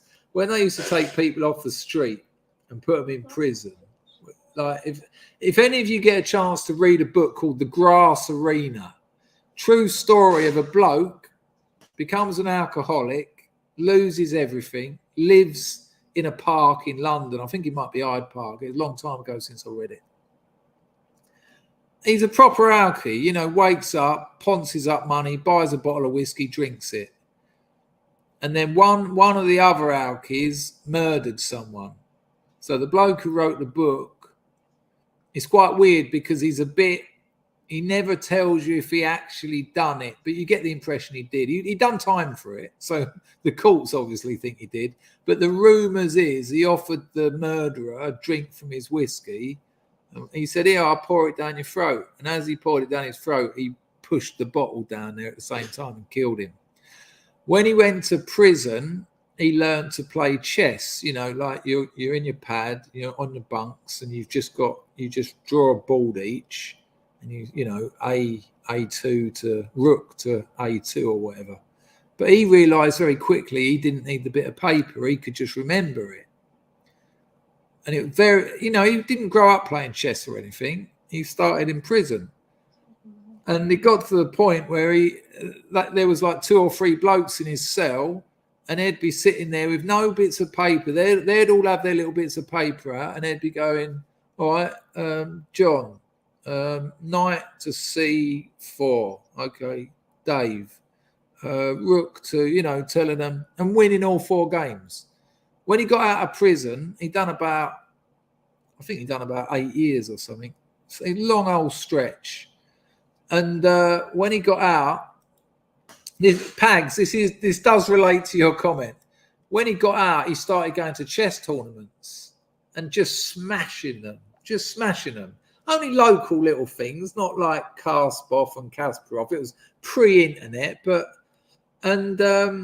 he won this sort of like, I think it might have been like the British Open or so. I don't know what it was called, something like that. And they refused to give him the cup and they refused to put his name on it because he was a tramp.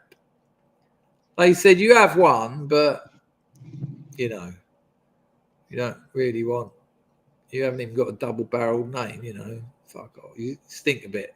And then he put on a demonstration match where he had 10 champions behind him. And he sat there facing that way, so they're all behind him.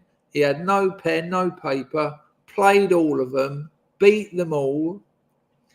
And then he gave up. He went on Jonathan Ross's show. He talked about that to promote his book. It's called The Grass Arena. Everything I've just told you won't take anything away from it. It's such an amazing story. To say he's not a great writer is not fair. What he is a very good storyteller, and that is a great writer. He stopped playing chess. He stopped. And they said, I think it was Jonathan Ross said, why don't you play chess? He said, look, all my life has been about competing with people, competing with my father, competing with my brother, competing with the bloke at work, competing with the other alcoholics, competing with prison guards, competing with fucking chess players. He said, I'm done with competing. I'm all right. I don't need to prove myself. A really touching moment. He could have been like a world champion, but he just, he'd seen so much negativity come from a man's need to compete for the sake of competing. Now, I understand that there's a need to compete to fight for resources, but a game of chess just to be better than someone, he just said, no, I'm not interested in competing with people. And that book is a great book, The Grass Arena, it's called. But the reason I tell you, when they, in that book, he says, when they pulled him for murder, they're put down as no fixed abode. As when they come in, it's not like, right, where'd you live and all that, because they didn't go and bust him at his house and, he went to court. You're kept in a holding cell because you've got nowhere to live. And when they take you to the main prison, first thing, bucket of flea powder. So you're there, Starkers, with a couple of other tramps, bucket of flea powder, like just thrown over you. And then they're like, rub it in, get it in those armpits. You get any fleas in this prison, we'll kick the shit out of you, which they did in those days and still do. And then after the flea powder, fucking fireman's hose. And they're just in there like, this thing's like pushing them up the wall. I just thought, okay, you murdered someone, but I don't know if that's necessarily rehabilitation. Doesn't sort of restore your faith in humanity. Anyway, hose me down just reminded me of that. That image just stuck in my head for years. Hans, hello Hans. Your glasses don't fit. Your glasses don't fit you. Would go bonkers. Good biz. Good vid. Oi, Hans. I actually snapped. If you look, you're not going to be able to see, but this is bowed. Can you see that? Arm is bowed, whereas that one's straight. I sat on them. So, yeah, they don't fit, but I just haven't managed to get down the shop. But, yeah, I need a new pair of glasses, but I'm fucking brassing, mate. $80. No, $40. No. They'll do. I'm all right with a bit of that. I noticed Packer's done it twice in the last 3 hours. I'll do it plenty. I haven't noticed. Maybe I've been too busy doing that and I can't see you. Yeah, plenty. These ain't got hooks on them. Like they just. So as soon as I get a little bit sweaty, they're sliding off my head. Well, there you go. I'm always a little bit sweaty. But I do have the advantage of having a massive head, so they're quite tight on. Yeah, no, I just need some new ones. Hans, I'm going to get some new ones. So bless you, because that has been frustrating. You know, I remember I had a geography teacher and he used to do the old. You know, you don't really need to. Every time you do it, every time you've done it, it reminded there was something anal about it. Do you know what I mean? With the mouth. Stop it. Thank you, Hans, for pointing that out. Right, I think I've done all the super chats. Apologies if I missed any. Let me just check the buy me a beer. I said I would put 22-hour up. Oh, excuse me, but I've already got that on my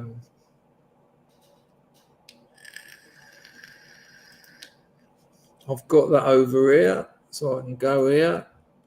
So people, don't forget, if you haven't read any of my writing, I am a writer. There's a Substack. It's free. Top link in the description. There's about 30 short stories over there. Some of them are about 500 words. Some of them are about 4,000.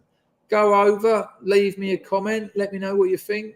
Even if you don't like it, I might learn something. So, but they've gone down pretty well. I think people enjoy it. And this is what 22H put on Buy Me a Beer. 10 futures he bought me there. That's a bullseye, which is what he sent me last time. So very generous.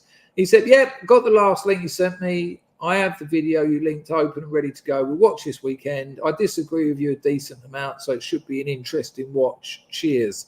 That is the sort of people we want in the glorious House of Scrubs. Someone who is...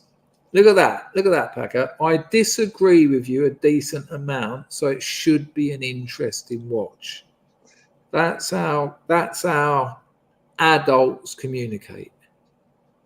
You don't get angry or bitter or start screaming. I disagree with you, so this will be interesting. Yeah, because when I disagree with someone and I'm wrong, I've learned something that I might have been carrying around with me for years, something that I might have repeated thousands of times, and then someone puts a spanner in the works, and I'm like, oh.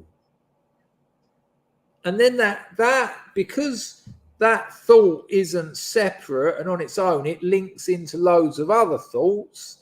Well, it questions them as well. There's a German word. It's something like Weltanschauung. It's like worldview, but it's not like a belief. And so when you're wrong about something, your worldview is questioned, and it's an amazing thing because you can only come out of that cleverer than you went in. Right. Check entropy. Check entropy. Who said that? The blog. I knew it as well. I knew it would be the blog. Bless him for using entropy. I'll get that over here. Okay. I know this is a little bit dull, people, but when people do use the other revenue streams, they deserve to get their comments on the screen as well. Blog says this. Oh, I made it backwards. Probably make more sense. Blog says this with his Lady Godiva. Nice commie bashing. I missed a lot. I had to fix computers. How did they get you into communism? Sophistry? Our teachers like Dawa guys, Islamic proselytizers, who lie to rope you into it. 4 old sparrows, great leap backwards, not mentioned. Yeah, when he says the great leap backwards, not mentioned, people, that was another thing. That was another nice one, Bill. Much appreciated. Good comment. That was another thing of under Chairman Mao, the great leap forwards. It was called the great leap forwards. And as Bill points out, it was just more going down the pan. I mean, honestly, look into that whole period of China. Although the more interesting period is about 60 years before, well, depending on. Look into the 2 opium wars, because China was having it off and all they wanted was silver. You couldn't trade with China unless you had silver. And England were turning up like, you want some tea? They were like, no. Then England would turn up and go, you want some tin? They were like, no, we want silver. And England realised that China was amassing a hell of a lot of the world's silver, including a lot of the English silver. And then the English went, you know that opium stuff that a lot of the Indians are on that we own? Why don't we just sell them that and get them all addicted? And at its peak, they reckon 1 in 3 Chinese people were addicted to opium. And the Chinese were like, you can't sell that here anymore. No. And the English just drove gunboats up the river.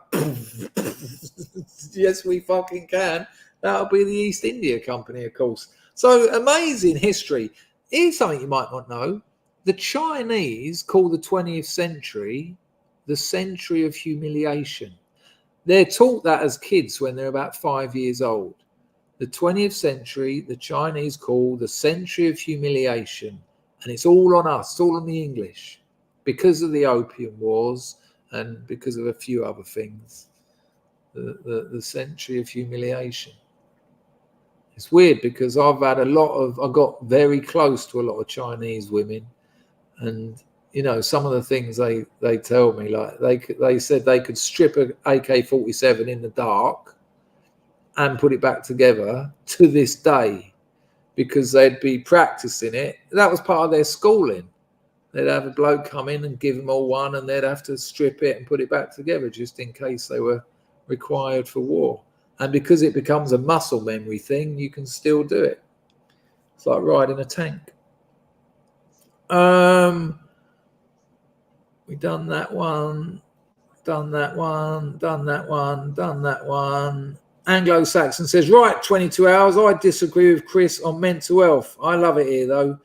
Anglo, did you watch the video that I sent to James, that I sent to 22 Hour? I'll send it to you now. I'm not saying it will make you agree with me, but it's not James, it's Jonathan, I think. Have a watch of this. It's quite long, but why can I never find it? Maybe if I just take Jonathan out. Davis. Anyone who's interested in the whole mental health debate, I found it. I don't believe in mental illness. I think mental illness doesn't exist. There's no such thing as mental health. So you'll have to go back to some of my previous videos to find out why. But I would suggest, if you've got an interest in that sort of thing, I've just put a link in the chat. Watch that video. It will blow your mind. It talks about the DSM, which is the Diagnostic and Statistical Manual of Psychiatry. And when you find out who was behind making that book, when you find out how they invented the mental illnesses to put in it, you might not end up agreeing with me, but you'll certainly end up questioning some assumptions you might have. It's a cracking video. But nice one, Anglo. Nice one, Mega Essex boy. Nice to see you. Nice to see you. Nice, me old cocker. And you, me old mucker. Weatherman drops a 10-bit. Is opium tolerated still in Cambodia? Have a Gert Lush. How do you know Gert Lush? Is Gert Lush a Scouse thing? Because Gert Lush is something a mate of mine says, and I've only ever heard him say it. I'm starting to think you might be him. Where the fuck is Gert Lush? That's freaked me out a little bit, but nice one on the air and centre. I have to be careful what I say living here.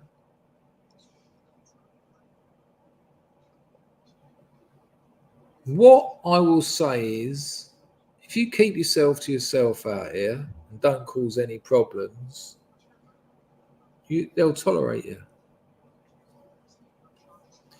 There are opium dens in Laos, literally the old opium dens, where you go down a few flights of stairs and there's chaise lounges with women who will put the pipe in your mouth and melt it for you, turn it upside down, and then feed you fruit juices and massage you all for about $5. Sounds awful. I am not promoting opium use. Although I do think it's a wonder drug, and I mean that. I absolutely mean that.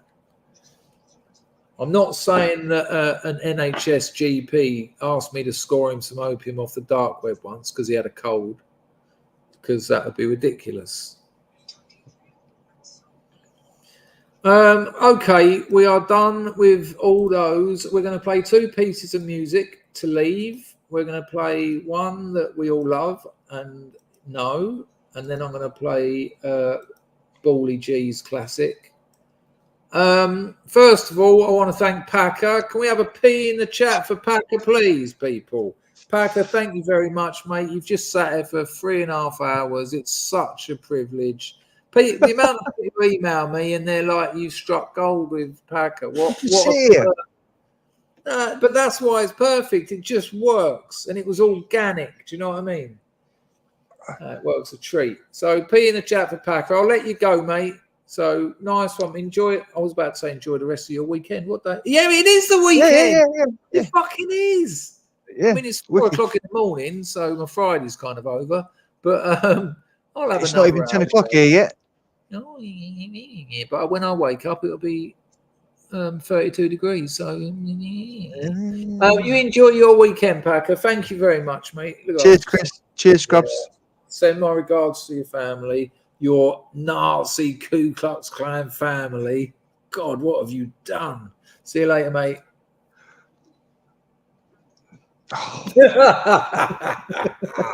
Ta-da! He's great, man. Absolutely. When he's not, I mean, I still do some streams without him because they lend themselves to one person.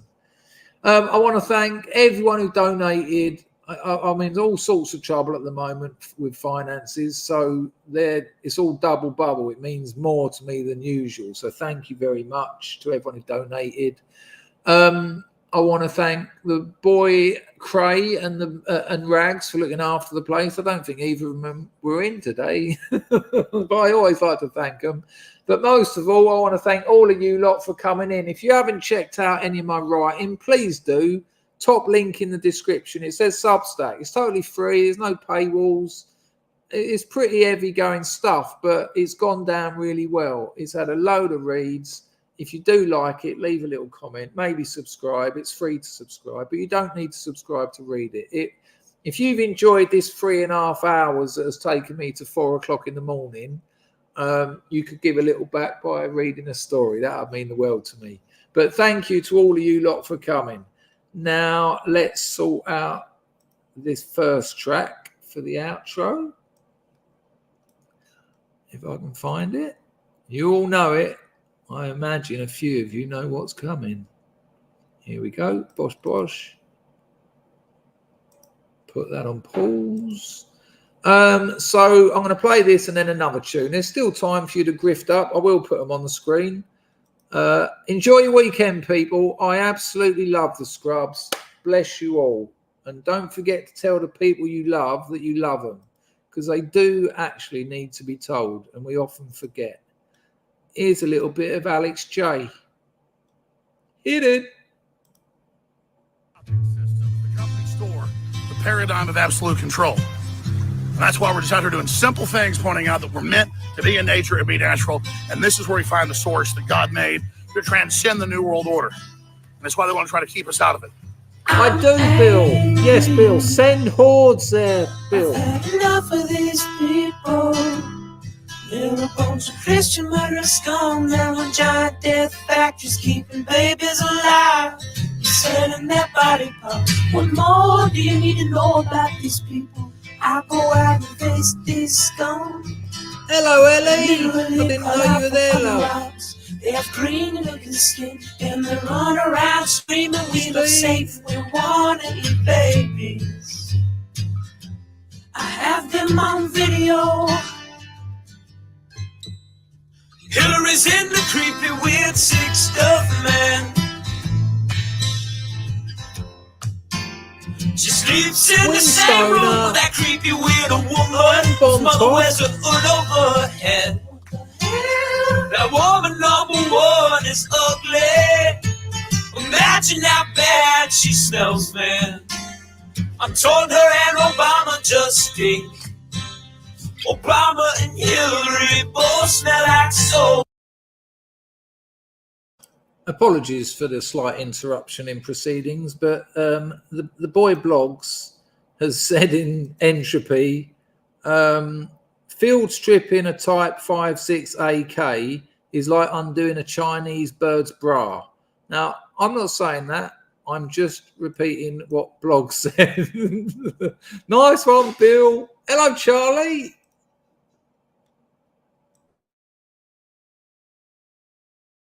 We will now continue with the presentation.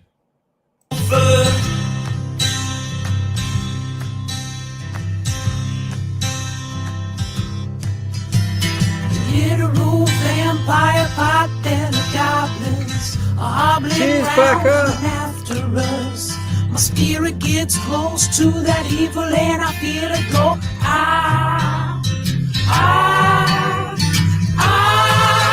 We're such self-centered crap. We don't even notice hell itself rising up against us. Millions of pointed people of the very worst type, and I'm so pissed. If you want to chat, Baz, you know how to sort it out. Your daughter at the mall. We're gonna stab your wife, your son. We're gonna stab you with a butcher knife, and then the police chief is gonna say, we love our Somalis, we love our Muslims. Oh, they're so good, oh, they're so sweet. I was watching Fox News as I worked out this morning. I was also watching Fox News when I worked out this morning. I'll tell you what, people, I have been working out when I watch the football. It's so stressing that after I've flossed my teeth, done the washing up, mopped the kitchen, you know, it's 90 minutes a game of football with 15 minutes in the middle and 20 minutes build up. So I just sit there, lateral raises, bicep curls. I'll tell you what, it's a 105-minute workout. It does me a treat, especially when we've had, I mean, have a look at it. Fucking hell, boy, you're ripped to pieces, son. It's the best thing. But when we play Spurs on Sunday, I'll probably pop a few fucking blood vessels. Yeah, Baz, anytime, mate. I saw your previous comment. If you're still struggling, I'm always there. I can just listen. I know what it's like. Been there myself. Plenty of times. Right, and this is dedicated to my man Anglo-Saxon. Look after yourselves, people. Do enjoy the rest of your weekend. I will still be putting comments on the screen. This is Bally G with Cold Hard Steel. Here we go.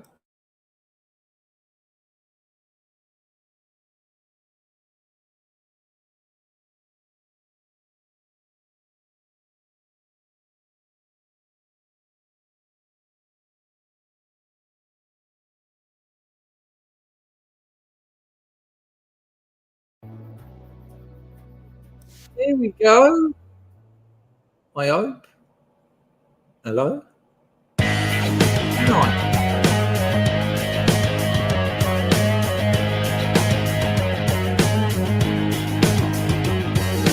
Tell your daddy you're fighting good. Feel the glory he said you would. Tell your mama you're coming home. Roll of that deafening drone. But you'll realize you've been sold when you feel the enemy's cold hard steel. Feel the down to your final day. Feel the fear and go anyway. Get a ride in that big black plane. Kill the conscience of Anyone heard anything from Jimmy from Philly, people? you'll realize you've been sold when you feel the enemy's cold hard steel. Right now. That is real. Cause the wheels already been rolled when you feel the enemy's cold hard steel. Oh Lord.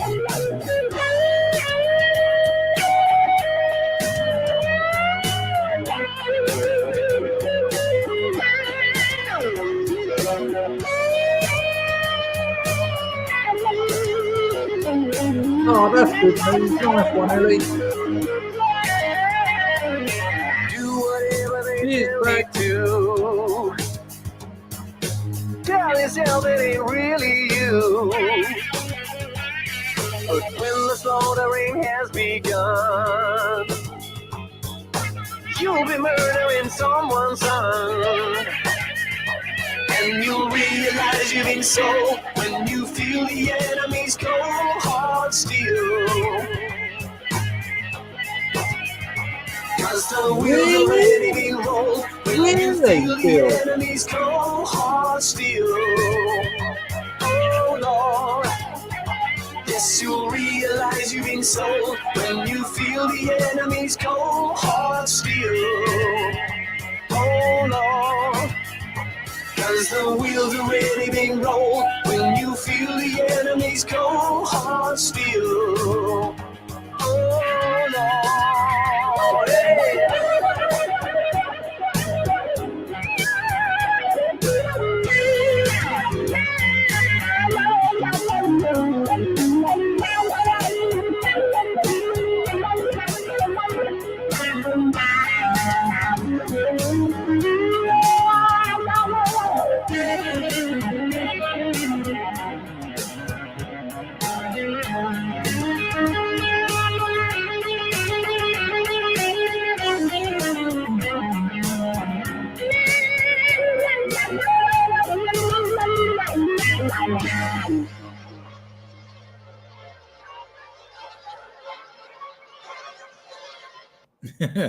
JP says, look at Billy, not said a word for 3 hours. Now it's ended. He's dropping all his entropies. You don't have to read it out, Dangerfield. It's me bragging. No, I've already had a look. You get it read out. Bill says, I did you a favour slagging you into doing the weights. You just didn't see it in that way at the time. Now you are like the Rue avatar Devon uses. Big red, I think. Not sure if I can totally credit you for me lifting weights, seeing as I was doing it 20 years ago, but but I like, it's a proper niggle to suggest it was you. Maybe it was, I can't remember. Anglo says to reach out to Sarkar. Yeah, all right. That's a good call, actually, Anglo. I would love to get her on for a chat. That's a really good call. I've just realised, John, you've just let me know what he's talking about, what Bill's talking about. The Rue, that really muscly Rue, Devon's Rue thing. Now that's a good call, Anglo. I'm still streaming. It's 4 o'clock in the morning. I really should get some sleep. I'm just going to check. You know what? I'm going to play one more song for you all because it's only the hardcore still left here, and it's only the hardcore that like this sort of thing. It's one of my solo songs. You can't find them on the internet, but I'm a little bit worse for wear. But it's a lovely song. It's my ode to Patong. Is that the best one to play? Yeah, I think so.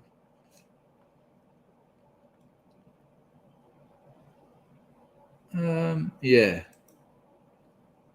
Let's have a look at this. It's only 2 minutes, people. Check this out. It's called I Want to Be a Siamese Cat.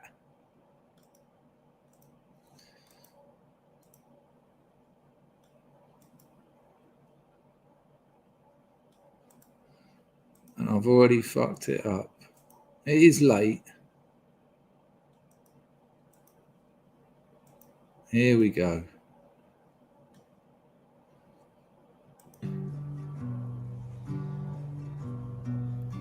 I can't hear anything. Why is that so quiet? I wanna You hear it? be a Siamese cat. Flip flops, suntan, Xanax, and an Adidas hat.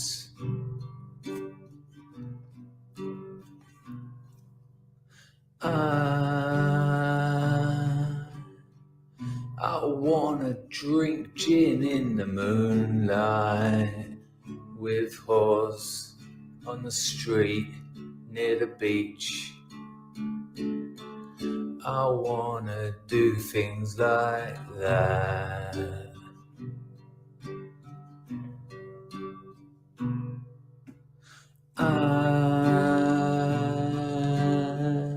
I wanna hang out with the girls. Nook, mook, noi, joy, nong, wa, chum chiri, bang, cham, per, yim, ya ya. And other girls like that.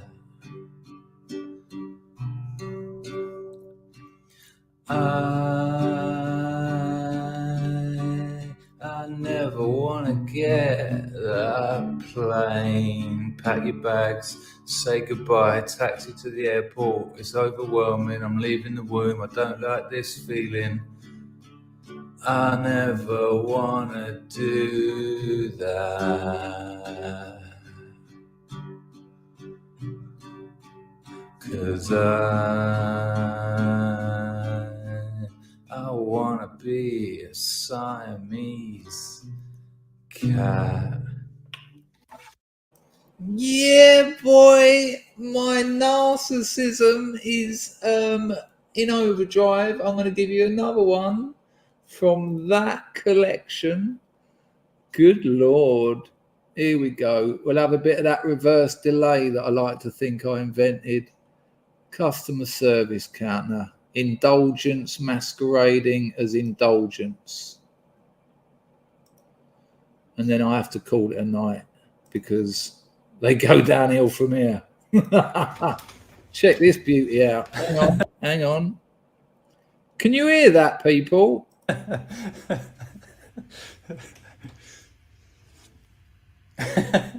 I reckon this will be the last one of this recent group. I think I'm Cheers, quite Packer. transparent with my songs, so you can easily observe a recent grouping. Anyway, here we go.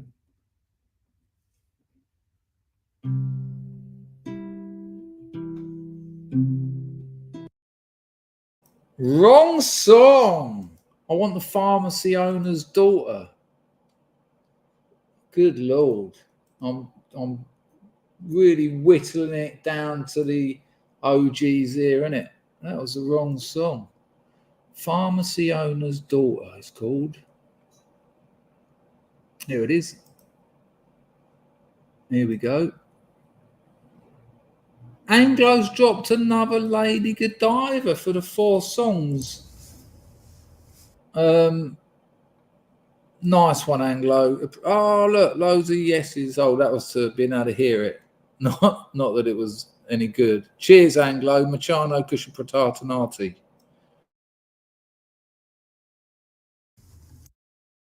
I'll tell you what, just on the off chance you're interested, this is what the reverse delay is.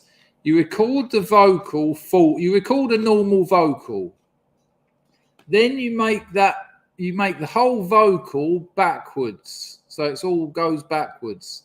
Then you put a delay on it. A delay is an echo. So if you say bum, it goes bum, bum, bum, bum, bum, bum, bum, bum, bum.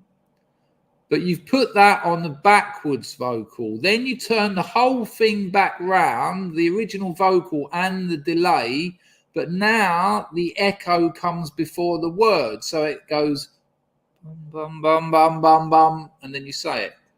Yes, bum was a strange choice of words to describe it, but this is one of my favourites. I'm recording, by the way, people, 6 songs with Paul Mumford. Next time I go to Thailand, we're going to record 6 songs and put them on Spotify and all that jazz.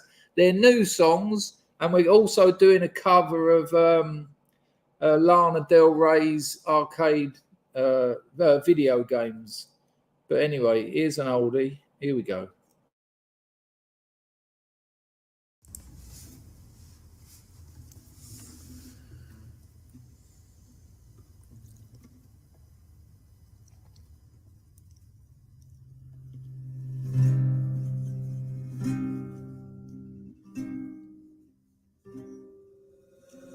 First a creak and a cry.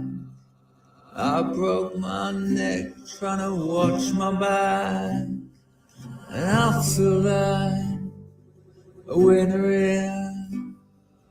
Though I watch you leaving by the back door.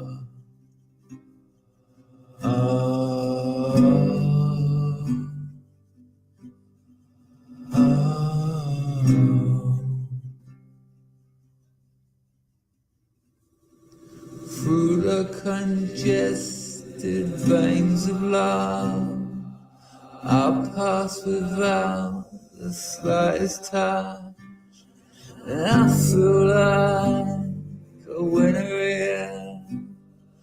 Though I do not need that I came here for.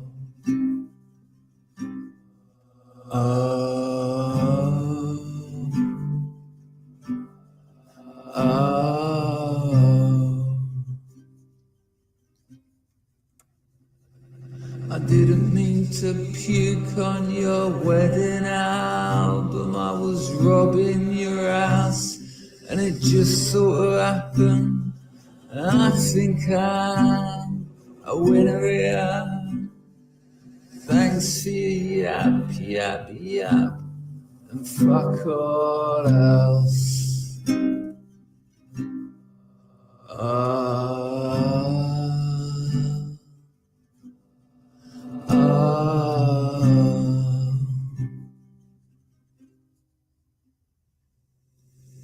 Sing to me, do not sing to me. Touch me, I'm filthy, put yourself inside of me, and I feel like a winner here. I feel like I collect shells for the pharmacy owner's daughter.